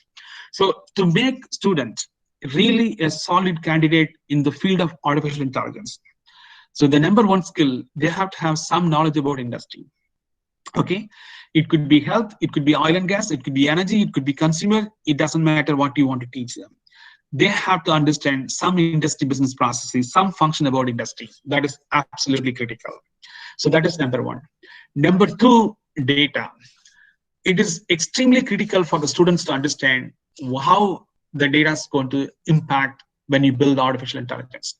So as I said, the biggest challenge in industry, whether it's United States or India or anywhere in the world, finding quality person who understand data engineering. You can find, if you go out and post an ad, I need Python programmer, you can get 1 crore people in a matter of 1 hour. And if you post an ad, I need a deep expert who can do data engineering on unstructured machine, sensor data. You can't even get 2 people. Why? That is so difficult. That is so difficult, right? That is so difficult. It is not a platform someone can learn this one. Like for example, when you are trying to build an application, okay? So I was working a large telecom in India, very large telecom in India. So our job was to read the text messages, okay?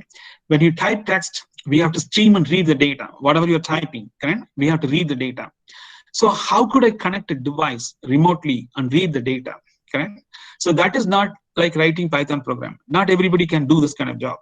So what do you really need to build an artificial intelligence at a scale? Data engineering. So that is absolutely a key critical skill. So data engineering also touches big data and industrial IoT. Big data and industrial IoT. So that is the number 2 skill the student has to understand. Okay. So these are all you could take and work towards building your curriculum. Okay, your curriculum should reflect, your training material, reading material should reflect all the things. Okay?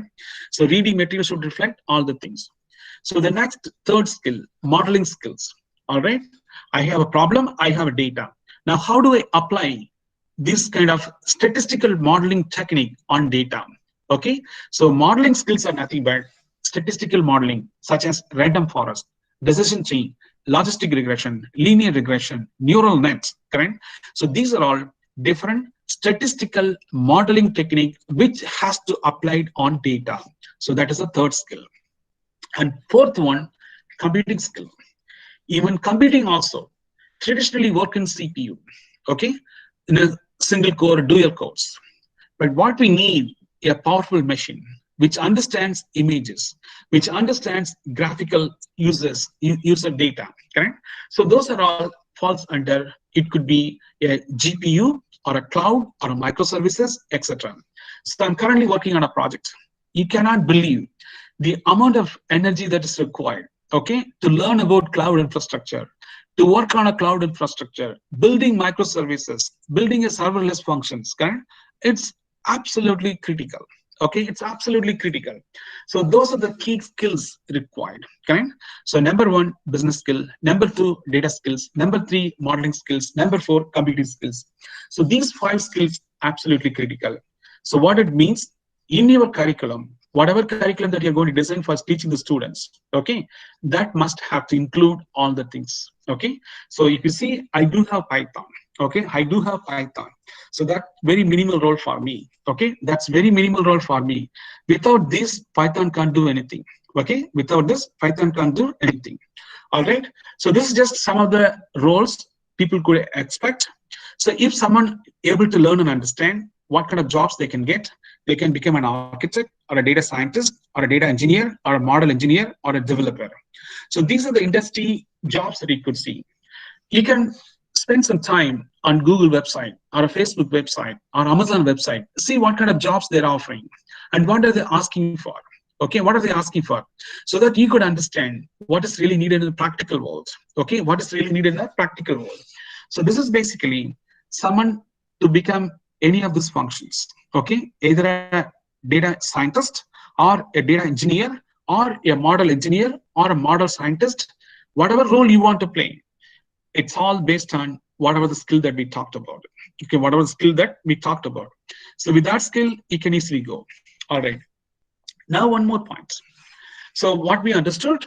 So we understood the skills that required to become a AI engineer or a scientist, a data scientist, or a model engineer or a developer, etc. Now, what is the reason why business want to do these kind of things? Okay, so why business wanted to go for artificial intelligence instead of human intelligence? As I told you, I'm currently working on a research. So the research is very focused on how do we create sandwiches? Okay, a fresh sandwich. Can you believe? Can you believe how difficult that is? Correct. So what does that mean? The equipment to make the sandwich, it's fully automated. It's fully automated. It's fully intelligent driven. Okay, so no human involved. No human involved. So you just go to the restaurant, you choose what sandwich you wanted. It makes and gives to you. Okay, it makes and gives. That's the research we are doing right now. Okay, so what does that mean? It means that we are not dependent on human anymore. We are not dependent on a human anymore. I no need a sandwich maker. The machine, the equipment that what we are designing, it's going to function itself. It prepares the sandwich and gives to you. Your job is to choose what you want. Once you choose what you want, and that is also conversation based. You don't have to even type something. You can simply say, this is what you wanted, correct? This is what you wanted. So when you tell this one, it automatically makes and give it to you. Okay, so from the business perspective, why does a business want to go for artificial intelligence? So the number one is productivity. So I want to have a higher increased productivity. What exactly that means? So when I go to my office, I'm a human. I go at 9 o'clock. I come at 5 o'clock. So if you look at between 9 and 5, I take 3 breaks for coffee, 1 break for lunch, 3 restrooms, 5 phone calls. If you look at all the things, my productivity is between 9 and 5. Could be 2 hours, could be 3 hours, correct? So very less productivity. If this is a machine, it doesn't need a restroom, it doesn't need a phone call, it doesn't need a coffee break, it doesn't need a lunch break. So from 9 to 5, it just performs well. It's an exponential growth productivity. So from business point of view, why does somebody want to go and implement artificial intelligence? The number one is productivity. Number two is increasing efficiency. So what is increasing efficiency? For example, you are sitting in a sofa, you are watching a television. Let's assume the television doesn't have a remote control. When you don't have a remote control, what you have to do, you have to walk in front of the TV and change the channel. That is inefficient.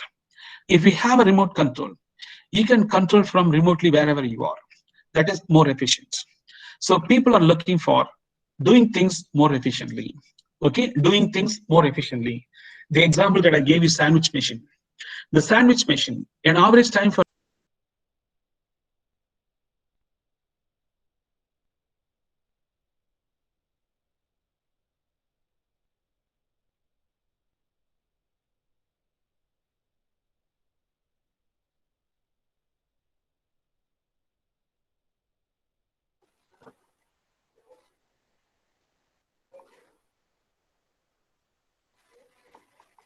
Hello.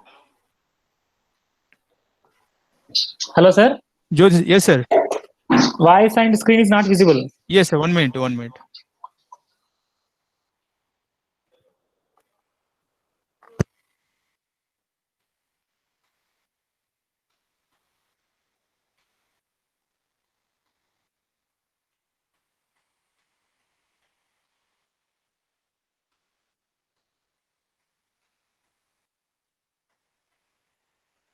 Sir, Jyoti sir, are you there? Hello?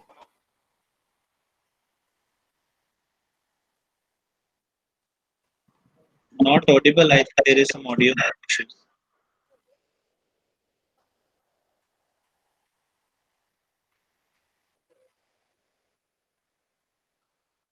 Hello, Jyoti sir.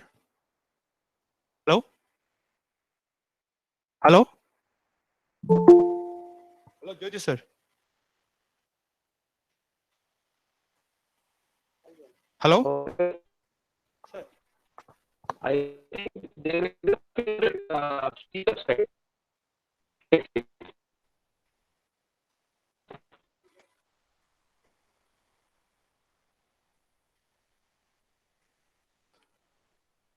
Participants, please wait.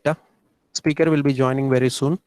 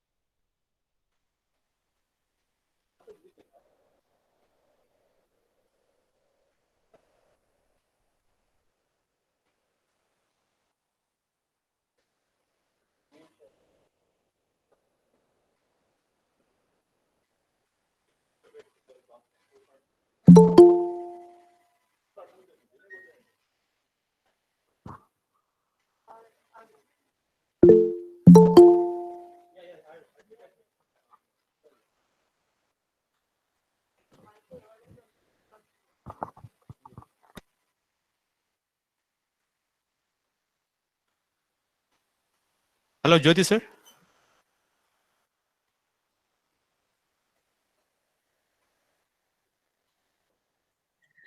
Sir, Yes, sir. can you Yes, hear me sir. now? Please carry on. I'm sorry, actually, I don't know what happened. It got disconnected. So can you tell me where did I lost Just connection? 5 minutes back. Like, did I Just lose share the screen, sir. here? Here? Please share the screen, sir. Okay, okay. 1 second. I'm sharing the screen now. Yeah.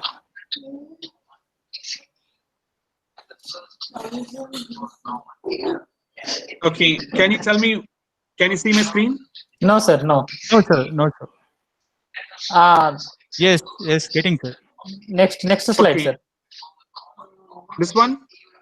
No, next slide. This one? Next. No, previous slide. This one? Previous slide. Previous. Okay. Yes, sir. All right. Yes, sir. All right. So let me start from here. Can you please keep your phone in mute? Sorry. Can you please keep your phone in mute? So all the participants. All the participants are all the participants mute yourself and audio and video. Please cooperate. Thank you all. Thank you.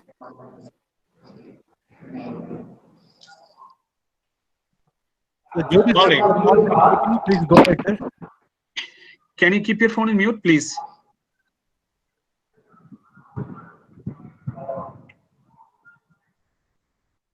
All right.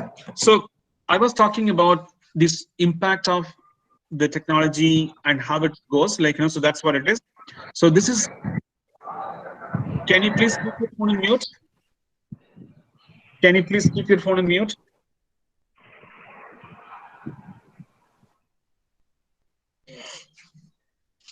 All right.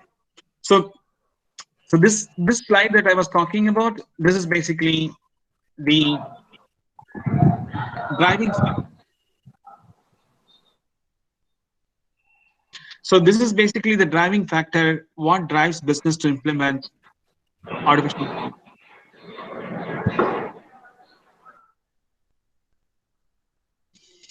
All right. So this is the driving factor. Why would business has to implement? We kind of talked a little bit here. So the number one, productivity. The number two, increasing efficiency. Then the cost and revenue. So those are the reasons. And this is more of a summary. So I will share this one. I'm sure you can be able to read through. It's not that critical. So the real impacts, new policy, new skills, new operating model, new technologies. These are the real impact is going to happen. So again, it's okay to understand this one. Let's really spend some time. Let's say if Anurag Group of Institutions wanted to teach this course or wanted to offer BTech in artificial intelligence or MTech in artificial intelligence or research in this space. As I said, as a concept, artificial intelligence been around for quite a while. Okay, it's there long time. But what has changed now? How do we apply artificial intelligence in industry? That's what changed. So we have to teach the students with industry focus. Okay, with industry focus.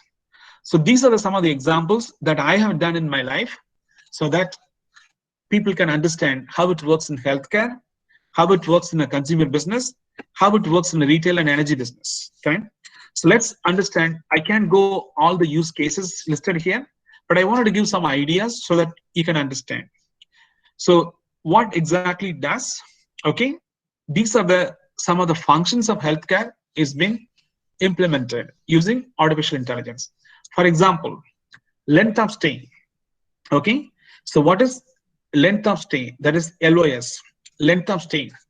When a patient goes to an hospital, how long the patient can stay in a hospital, we need to predict.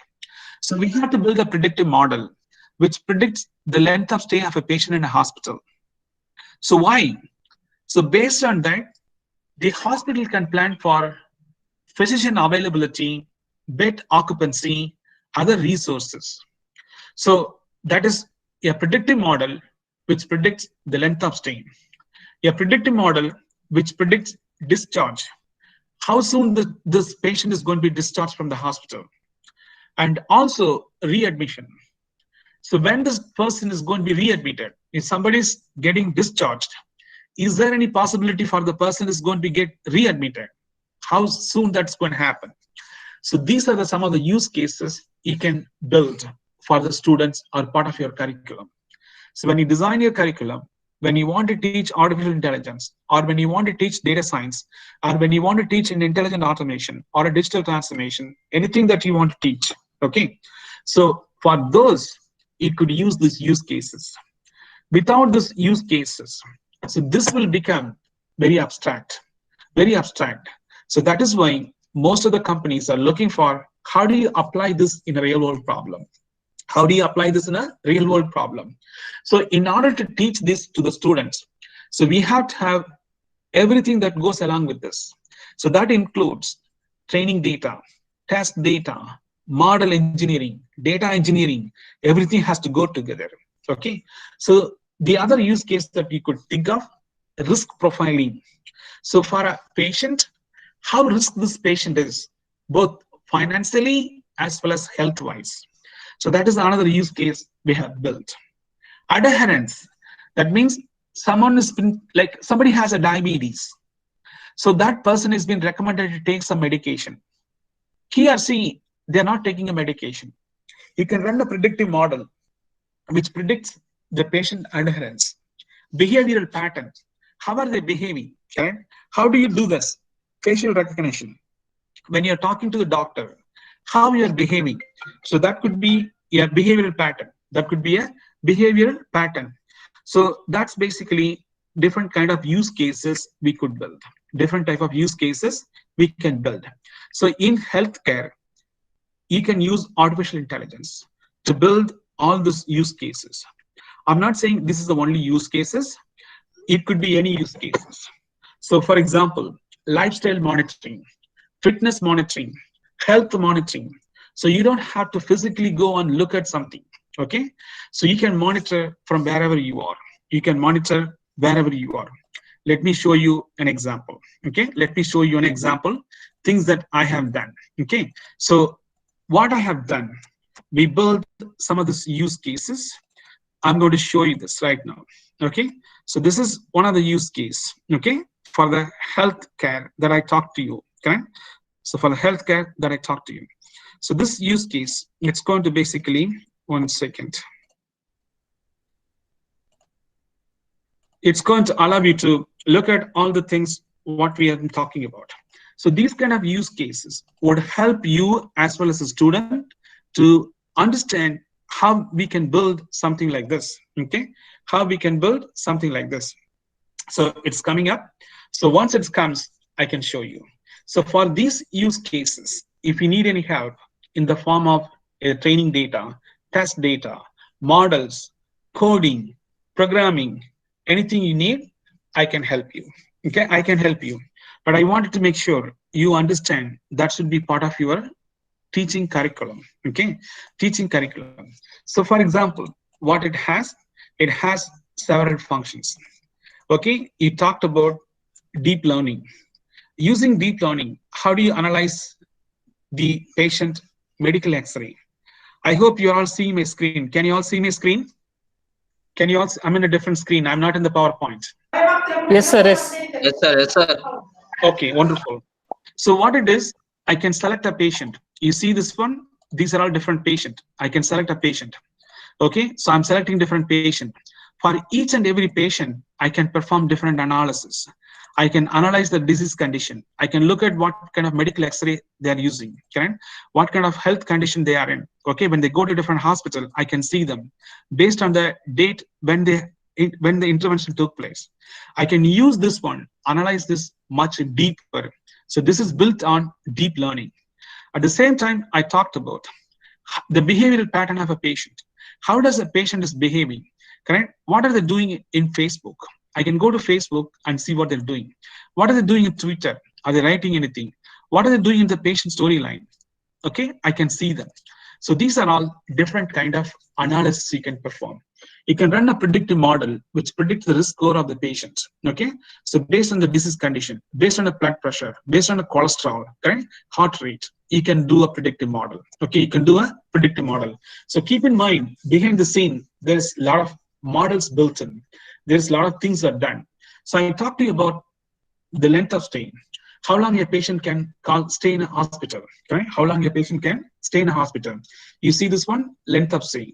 So if it's an accident, how long someone can stay. If it's a chronic condition, how long they can see.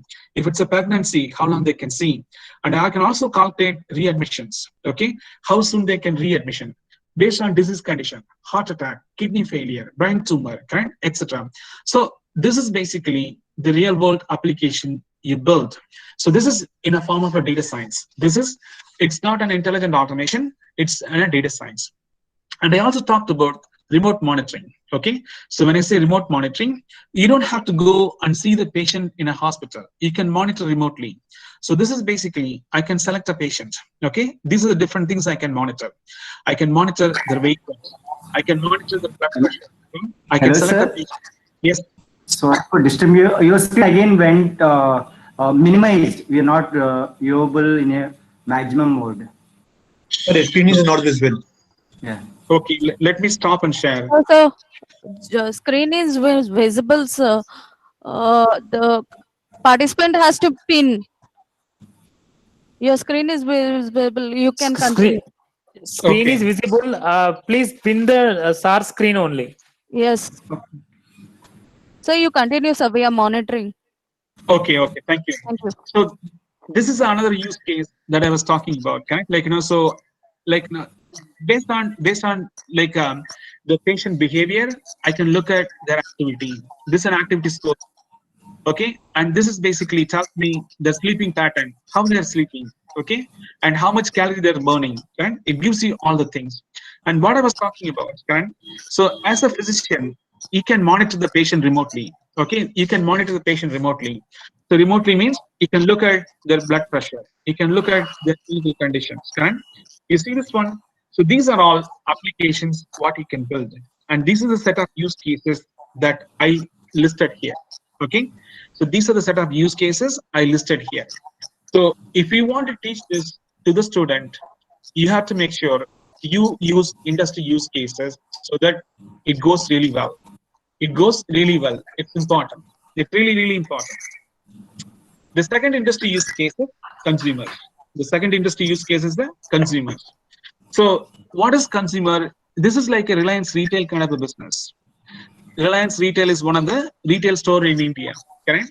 So when you go to Reliance Retail store, so you wanted to understand what product you can buy, okay, what product a customer can buy, and how do I engage the customer? How do I engage the customer? Right? So these are all some of the use cases on consumer focused, such as customer churn. When a customer is going to leave from my business, and segmentation, okay, which are the customer, a loyal customer, and which are the customer I want to sell this product on target marketing. Okay? So these are some of the use cases around retail. These are some of the use cases around retail. The next one is energy. The next one is energy. Okay? So what we can do in energy? Let's take an example. Okay, let's take an example. Can you please mute your phone, please? Can you please mute your phone, please? All right. So screen is not visible, sir. Even pin. Okay, I will stop and reshare one more time.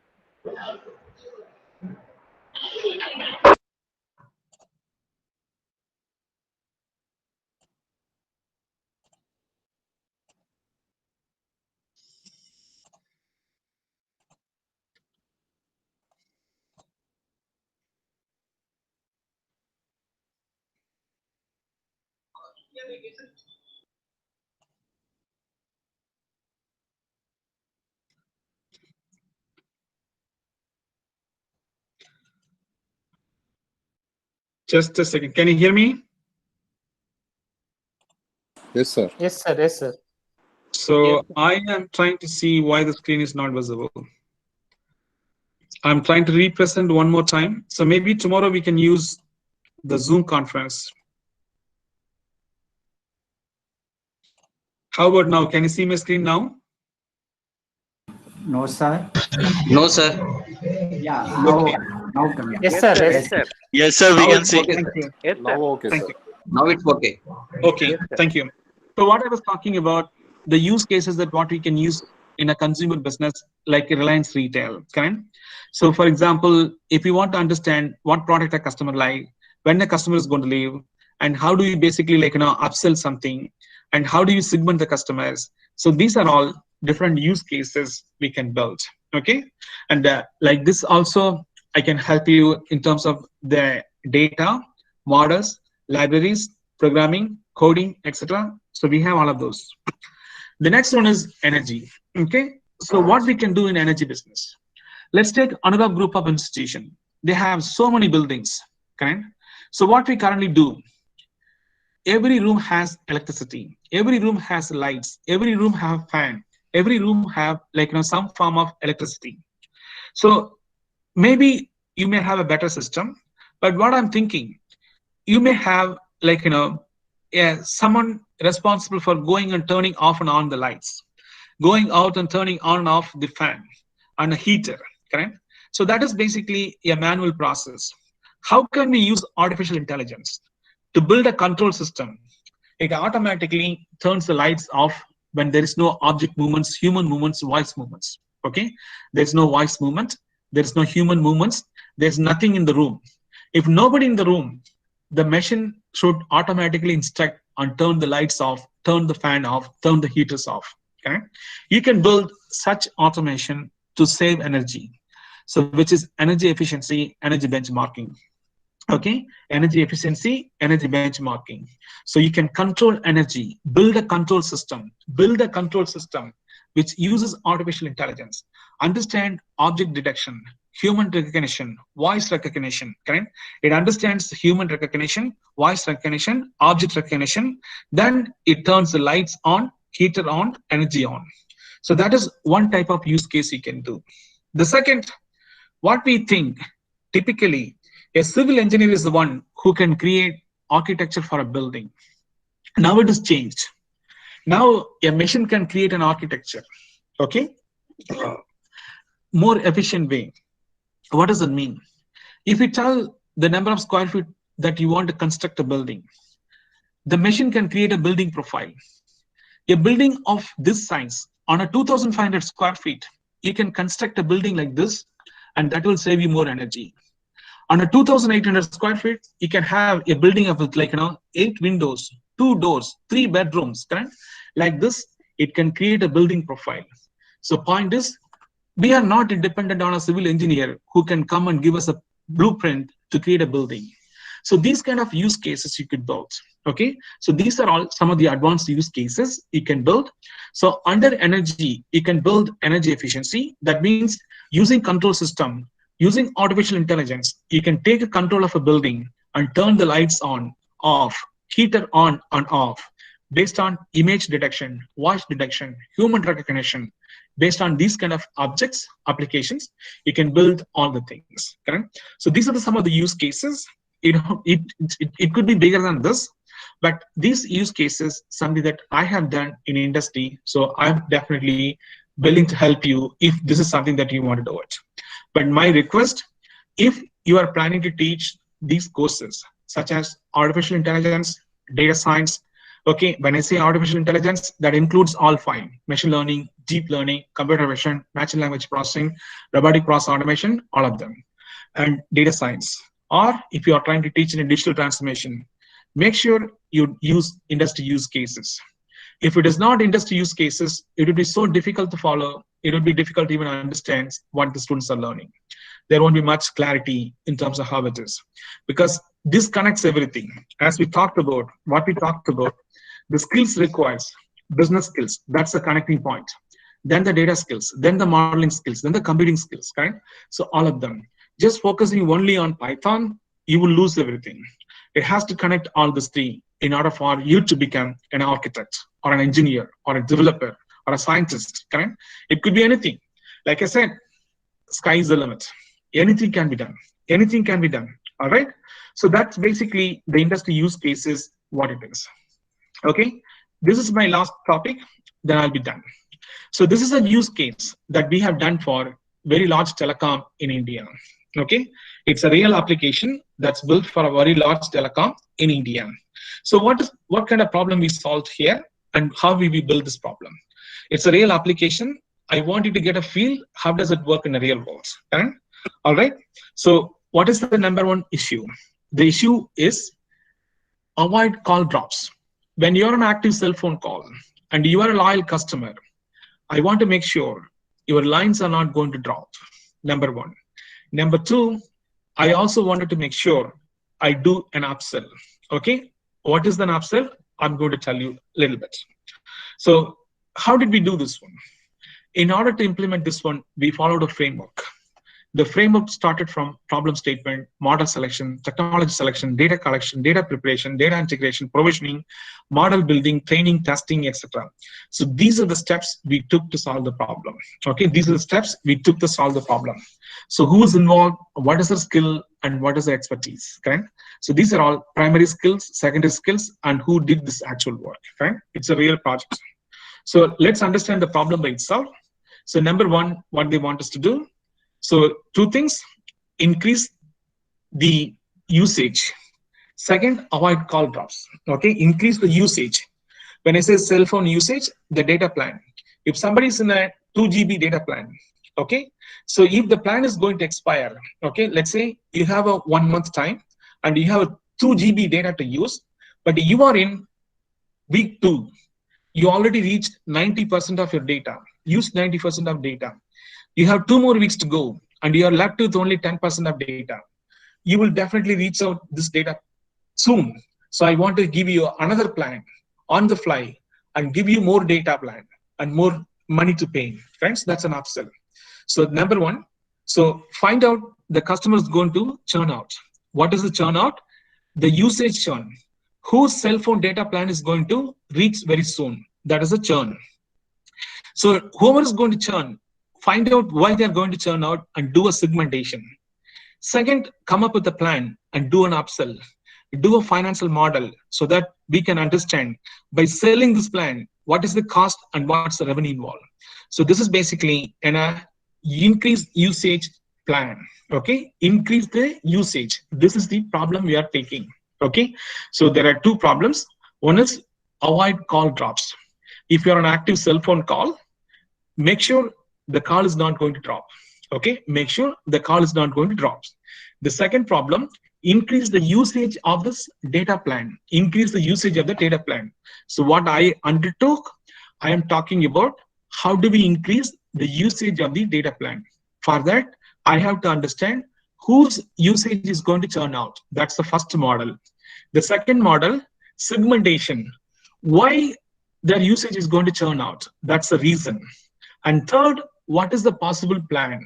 And fourth, what is the cost and revenue involved? Let's take this, understand in AI perspective. The usage, random forest. Micro segmentation, K-means clustering. Target marketing, upsell, LDA. Financial forecast, logistic regression. So this is just an example I'm giving. Okay, there could be many models involved. There is many models involved. Okay, so in order for me to solve this problem, I want to build machine learning models. Okay, I want to build machine learning models. So what are the machine learning models we build? Usage, who's going to churn out, when they're going to churn out, why they're going to churn out, and what is the confidence level.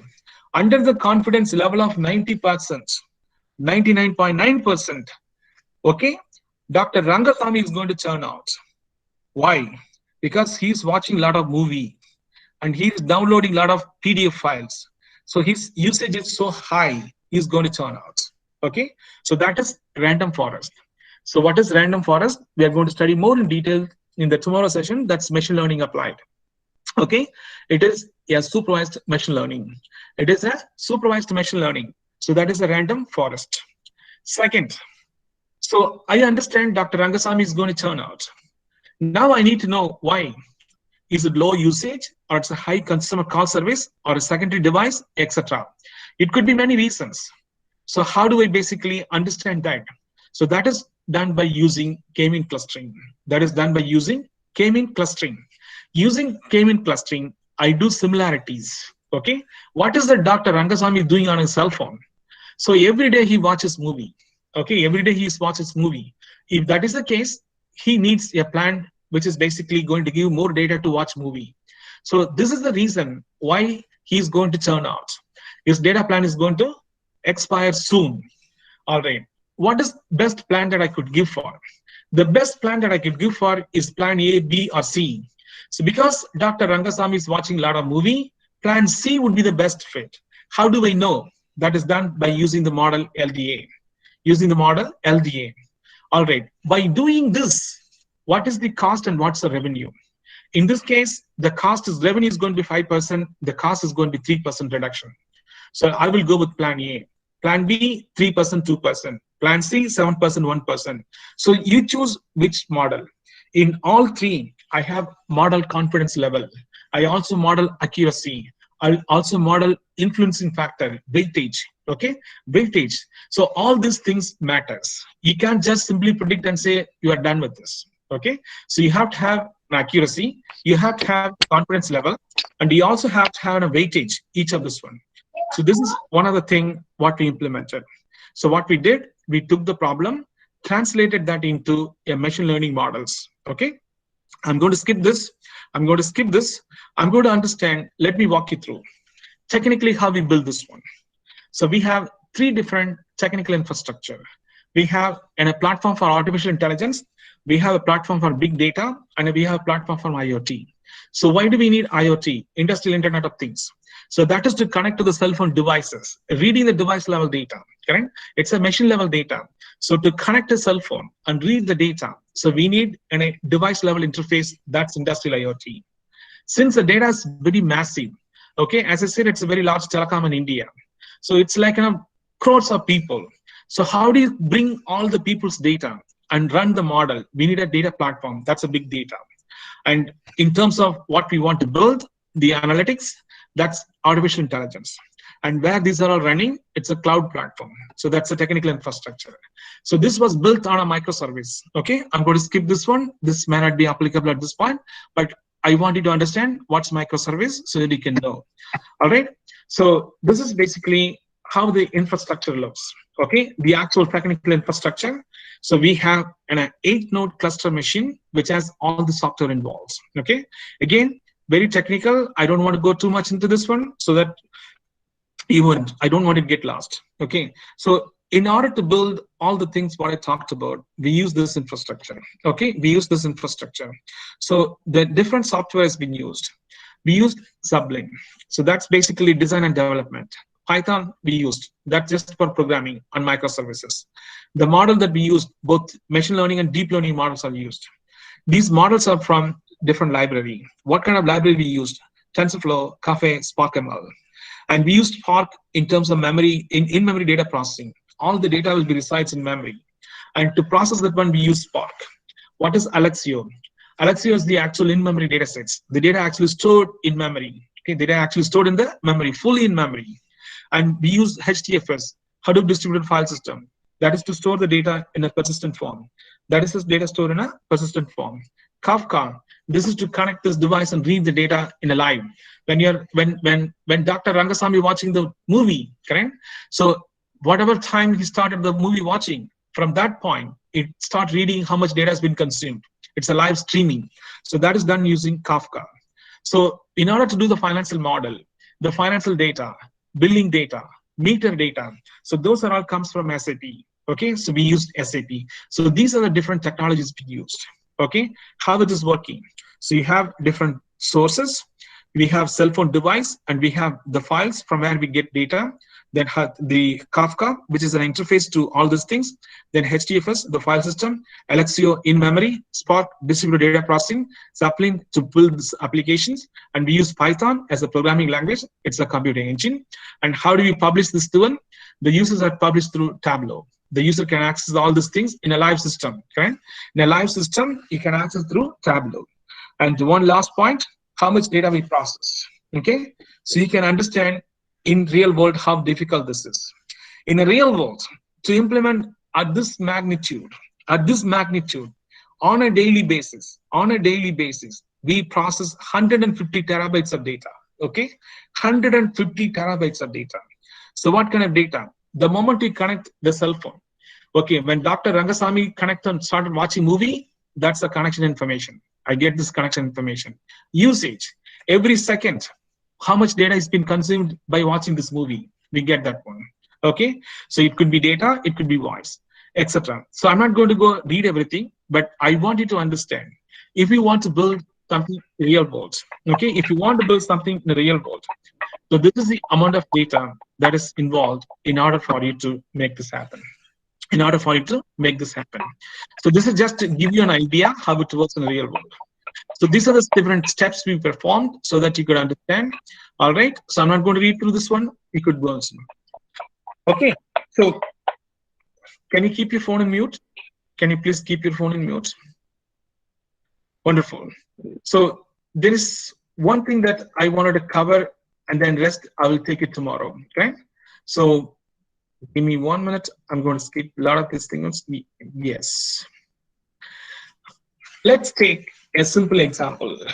What is that we are going to do tomorrow? So tomorrow we are going to focus on understanding Python, because that is one of the strong requests. I agreed we are going to teach. And I have my colleague will be with me tomorrow. It's going to be a live system demonstration, learning Python with 4 different libraries. Number 1, Pandas, which is large data processing. Okay, so we are going to talk about that. The second library that we are going to focus on, which is NumPy. So that is basically numerical data analysis and processing arrays of data. Okay, Pandas, NumPy, MATLAB lib. That is for data visualization, graphical things. Sci-Fi, that's for scientific applications, correct? So those 5 library we are going to focus, and each of those library we have several examples, and those are all live system demonstration. So if you really want to do hands-on tomorrow, I want you to prepare this one. That is why I brought this one. So if you really want to do what we are going to do in the lab tomorrow, okay? So tomorrow is going to be heavily focused on Python, okay? With examples, okay? When I say examples, so how you build a model, how do you train a model, test a model, it will be there, okay? But the focus of tomorrow, it's going to be on teaching you all the things what we test today, correct? In a practical view. In that, there are 4 library we're going to heavily focus on. So the number 1 library tomorrow is going to be Pandas. That is for data processing. Okay, when I say data processing, how do you read a file? How do you connect to Oracle database? How do you connect to Facebook? How do you connect to LinkedIn? How do you connect to Twitter? How do you read this data, correct? And how do you integrate data? How do you provision? If you see here, so in the real world example, what I told you, like what we did, how did we process the data and do things? This is a framework we followed. Okay, this is a framework we followed. So this framework is important. You see this one, a problem statement. What is a problem statement? How do we increase call usage? Okay, how do we increase usage? So model selection, what model we used? We use random forest, and for that's for to predicting the usage. Second, segmentation, K-mean clustering. And third, best upselling plan, LDA. Fourth, financial forecast, linear regression. Okay, linear regression. So those are the models we use. That's a model selection. Next is technology deployment, what technology we need. Then data collection, data preparation, data integration, data provisioning. Then build the model, train the model, test the model, validate the model, accept the model, deploy the model, then tune the model, retrain the model, retest and redeploy. All the steps is going to take place. Okay, all the steps is going to take place. So in order for us to do this one, we have to have a basic technical infrastructure.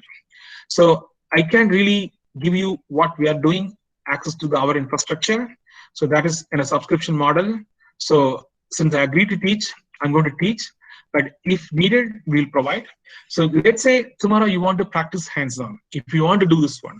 So what I really want you to do, I want you to basically set up this Anaconda.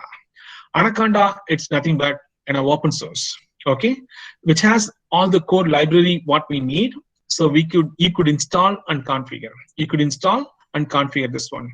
Anaconda comes with the package manager. Okay, so if you need any help, so if you need a documentation to set up this one, I can send you the documentation. I have the documentation, I can send it to you.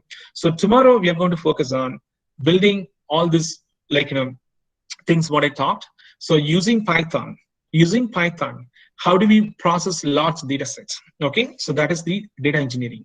Obviously, I can go and talk about Spark, Kafka, PDI, Hadoop, IoT. So those are all not like tomorrow class. If we wanted to go much more deeper, we can expand that one. So tomorrow we are going to focus on file, some database. Okay, so how do we connect using Pandas to read a file and process a file? How do we connect a database and read the data and process the data? So that we are going to use through Pandas. We do that. Then we also use NumPy. How do we store all this data in an array and process this one? So that is the second one. Third, how do we read the data and build a graph, a pie chart, a column chart, a line chart, correct? So how do you build this one? That's MATLAB lib. And the third one is a numerical scientific data analysis, correct? So for example, I want to do a forecast. I want to do a statistical data analysis on a forecast or a time series data analysis, okay? Time series data analysis, how do we do? That's what Sci-Fi does. So those 4 library we are going to touch tomorrow. In case if you want to practice along with us, make sure you install on your laptop or whatever you want to practice Anaconda. So you can go to Google, type Anaconda. It's open source. You can download and install. So I encourage you to download and install. Make sure you have the Conda as a package manager that has all the packages. So this includes Jupyter Notebook, TensorFlow. So TensorFlow extension, which is TFX, correct? It's a TensorFlow extension. And it depends on how you want to work. I'm sure most cases you will have a CPU, that is okay. In case if you want to work on GPU, we can get you access. But right now, I won't be able to go all the things. So it's going to be too much time to cover everything. but this is basically a basic infrastructure what you need in order to build simple machine learning models, artificial intelligence, or data science. Okay, so this is basically an kind of a view. So what is the source? Tomorrow we are going to use a file, and then we use Python data frame, and which is pandas. Okay, so then we use model. It could be scikit-learn and TensorFlow. Then we use CPU. Okay, so I'm just trying to give you how these are all going to work. And the user interface, it could be written in the file or in the form of data analysis. Okay? So in tomorrow, what we are going to learn, we are going to learn taking a data from here and bringing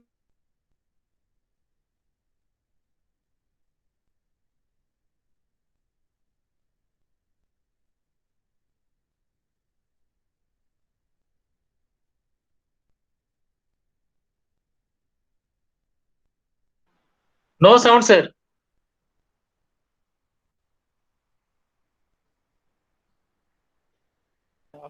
Hello? Hello?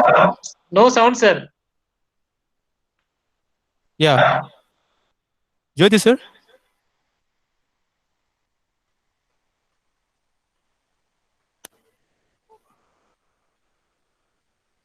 Please wait 1 minute. All the participants, please wait 1 minute.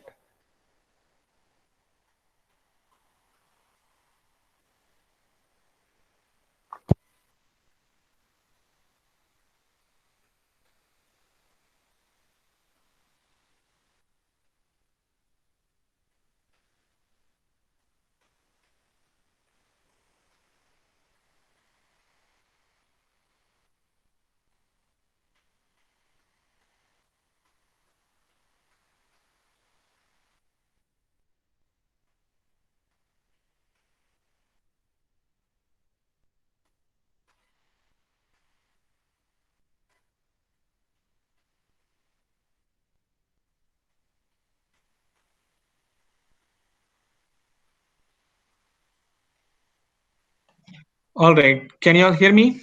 It looks like I lost my connection. It's not that. Yes, sir. Yes, sir. It's Yes, not. yes. But I think your screen is not visible. Okay, so it's not me disconnecting. The system automatically disconnects. Maybe you can look into it. But anyway, tomorrow we'll use Zoom. I will send you the Zoom invite. So this is not working very efficiently. Okay, so I'm going to show you the Python libraries and everything. So that's when I got disconnected. I will do this tomorrow. Let's move on. So tomorrow, if you wanted to practice and follow what we are doing, make sure you install this one. So this is what we are going to perform tomorrow. Okay, this is what we are going to perform tomorrow. So tomorrow is going to be focused on all the things what we just talked about it. So using all the different libraries and build an end-to-end solution. Okay, build an end-to-end solution. So there are several examples. There are several assignments as well. Okay, so it's going to be me and my co-worker. His name is Durga Prasad. He will also be in the call. So we both will be presenting tomorrow. So let me summarize and then stop here. So today, what we understood, we got a crystal clear understanding on what is artificial intelligence. There could be hundreds of definitions, but I'm positive you got a clarity at the level where you are confidently can speak to anybody. Okay, anybody, I'm sure. So we understand what is artificial intelligence. Second, we understood in what form artificial intelligence brought to business or industry, which is we took two functions. One is an intelligent automation, second, data science, and third, a digital transformation that we included. So if you want to bring artificial intelligence to business, how do we bring artificial intelligence to business? In what form? So number one, intelligent automation. Number two, data science. Number three, digital transformation. So how do we actually build these three? In order to build this one, we have to. Can you keep your phone on mute, please? So in order for us to build either an intelligent automation or a digital transformation or a data science, we need the 5 core principles, which is machine learning, deep learning, computer vision, natural language processing, robotic process automation. Under computer vision, the machine learns and understands about images, videos, okay, and objects. Under natural language processing, the machine trained and learned about languages, both written and spoken. Under robotic process automation, the machine learns and understands about a business process, such as order to cash, procure to pay, record to report. Under deep learning, it is not a specialized area. It is any problem solver. Okay, it solves any complex problem. It's an extension to machine learning. So there are some differences which we are going to focus more in detail tomorrow. And it is primarily used for solving complex problems with complex data sets and with limited guided approach. Then you have supervised machine learning, unsupervised machine learning, reinforcement learning. Again, those are all will covered tomorrow.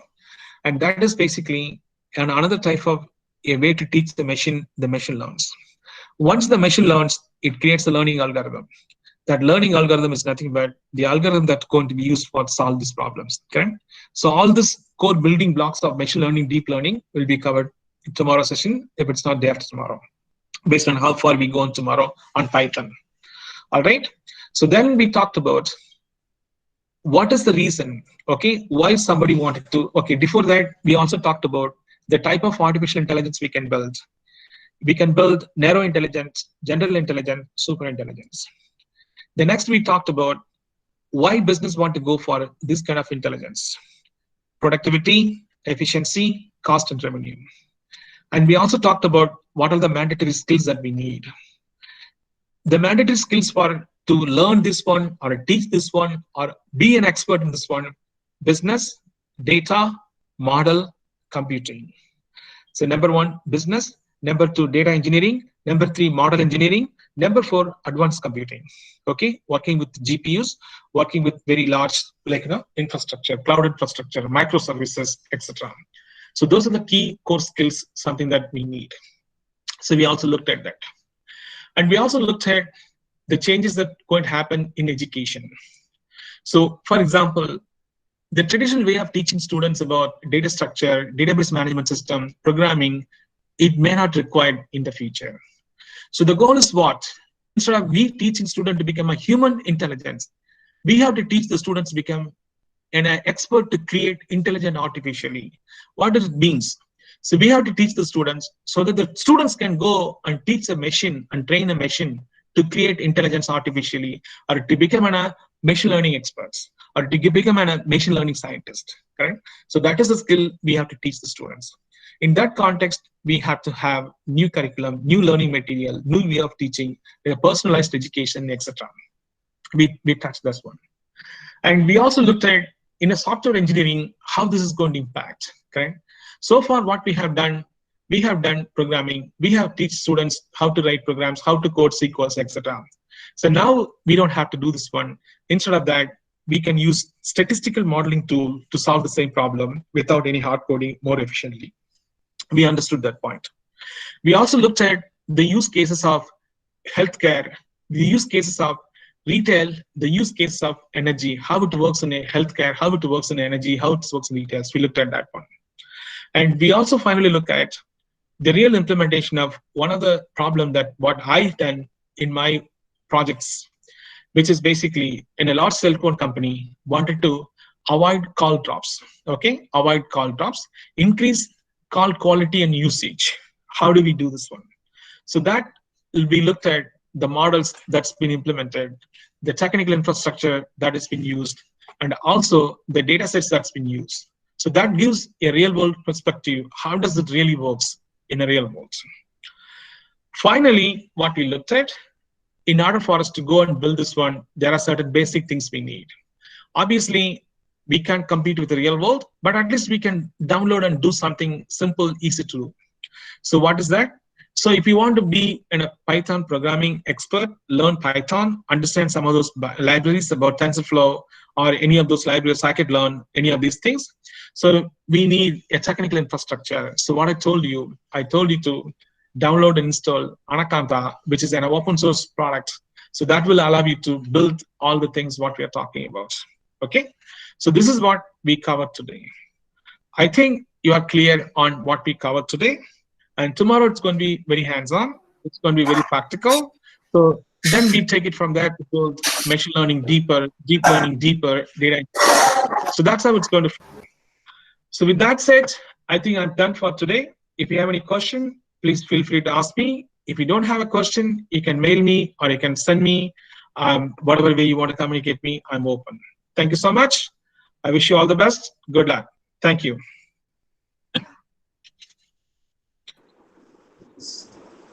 Excuse me, sir. Yes, sir. Sir, this is Balram, sir. Yes, sir. So I have a doubt, sir. Like RPA, sir. Last point in that 5 you what explained, sir. Yes, sir. Like, RPA, robotic process automation. Yes, sir. Yes, sir. Yeah. So robotic process automation is exactly a machine, sir, or else we are going to automate something as a software for the machine. It's both. It could be machine. It could be software. Okay, it could be a machine. It could be a software. Software. Yes, it's all of them. Can I keep in mind whether it's a deep learning, computer vision? It's all. We can say. Yes, you can build in a robotic process automation. Correct. In a robotic process automation, you will use deep learning. You can also use, like, for example, like a business process, such as when a customer comes to the store, I want to greet the customer, I want to sell something to the customer, and also customer has to pay, and customer has to do a checkout. So that's the process. Yes. That is an order to cash process. So when the customer walks in, I use computer vision to understand customer facial recognition. I understand whether the customer is known customer. Yes, this is a known customer. How do I know that the facial recognition? Through computer vision. Okay. The second is what product the customer may like. That's a deep learning. So I'm going to look at all my inventory, find the best product that the customer like based on his previous purchase history, or if no purchase history, and look for a customer of similar age group, similar race, and tell this product is the best one, or this product is an offer, etc. That's a deep learning, right? So like this, it could be combination of anything. But robotic process automation, you don't have to be a robot. It could be a software. It could be a computer. It could be a robot. It could be anything. Okay. Okay, sir. Thank you. Thank you. Hello, sir. Yes, sir. Yeah, this is Dr. Somaya. Okay. Yes, sir. My question is regarding, you have shown that patients' information systems in which they can have their disease information and kind of analytics. Apart from this one, so you included tagged the Facebook and then other social media analytics. Yes, here.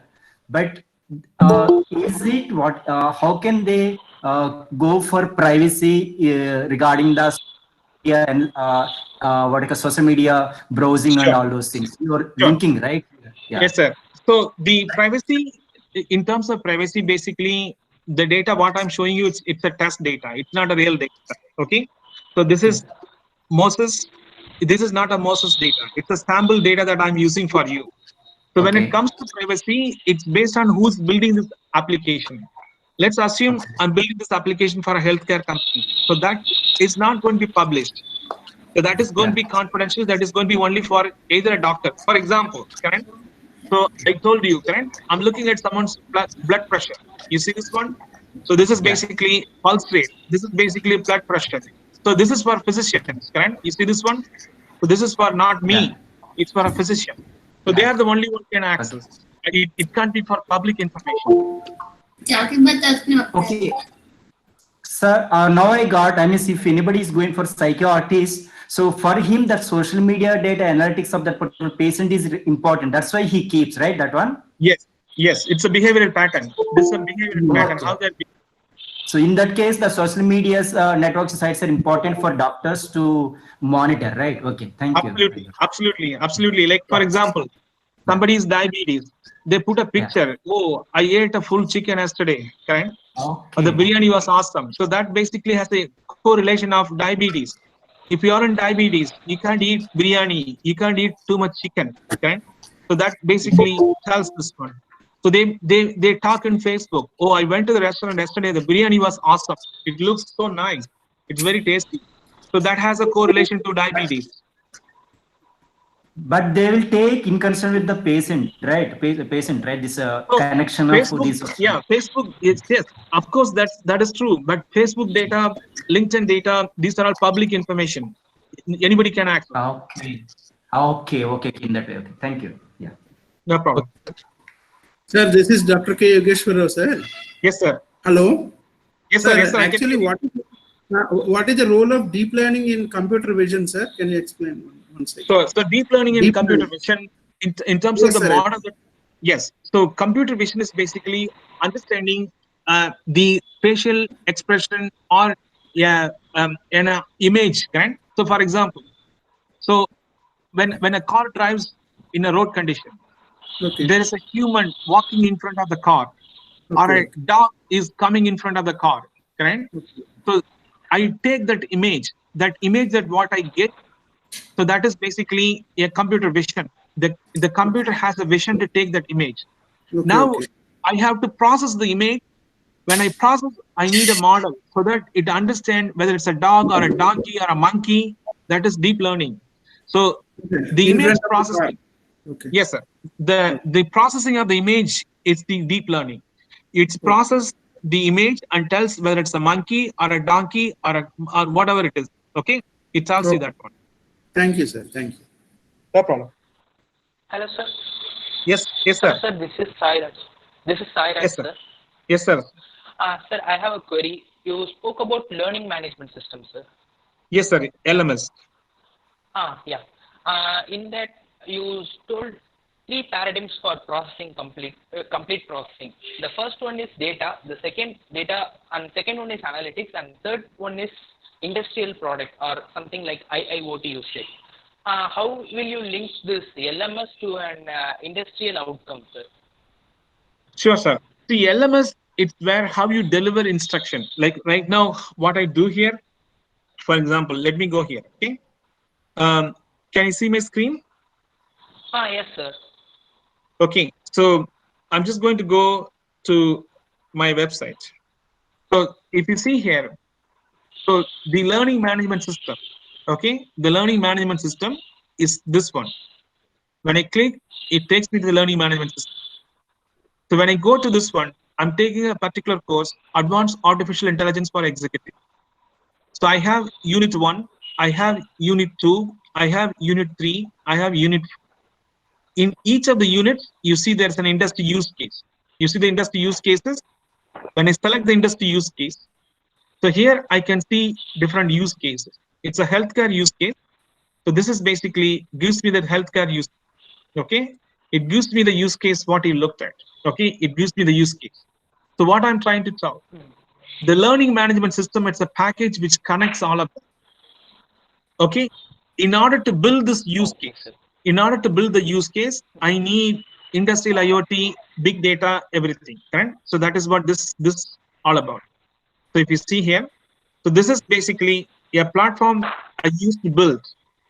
And in order for you to teach, I cannot bring the IoT big data to you. So I use the LMS to connect all of them. In the LMS, it's everything connected together. Okay. For Unit 1, okay. For example, Unit 1, Introduction to Artificial Intelligence. Under Introduction to Artificial Intelligence, what are the industry use cases? Second, artificial intelligence applied in the real world. What are the industry use cases? When I select, there's a different use case. Okay? You see this one, it's oil and gas. Well production forecast, decline curve analysis. Okay, well production forecast, CapEx, capital spend, well ranking, oil price. Okay? You see this one, there are different use cases. So this to build the use cases, you need industrial IoT, you need big data, you need artificial intelligence working together. How do you package all of them and deliver? That's what LMS. Thank you, sir. No problem. Hello. Yes, ma'am. Sir, can I ask one question? Please, ma'am.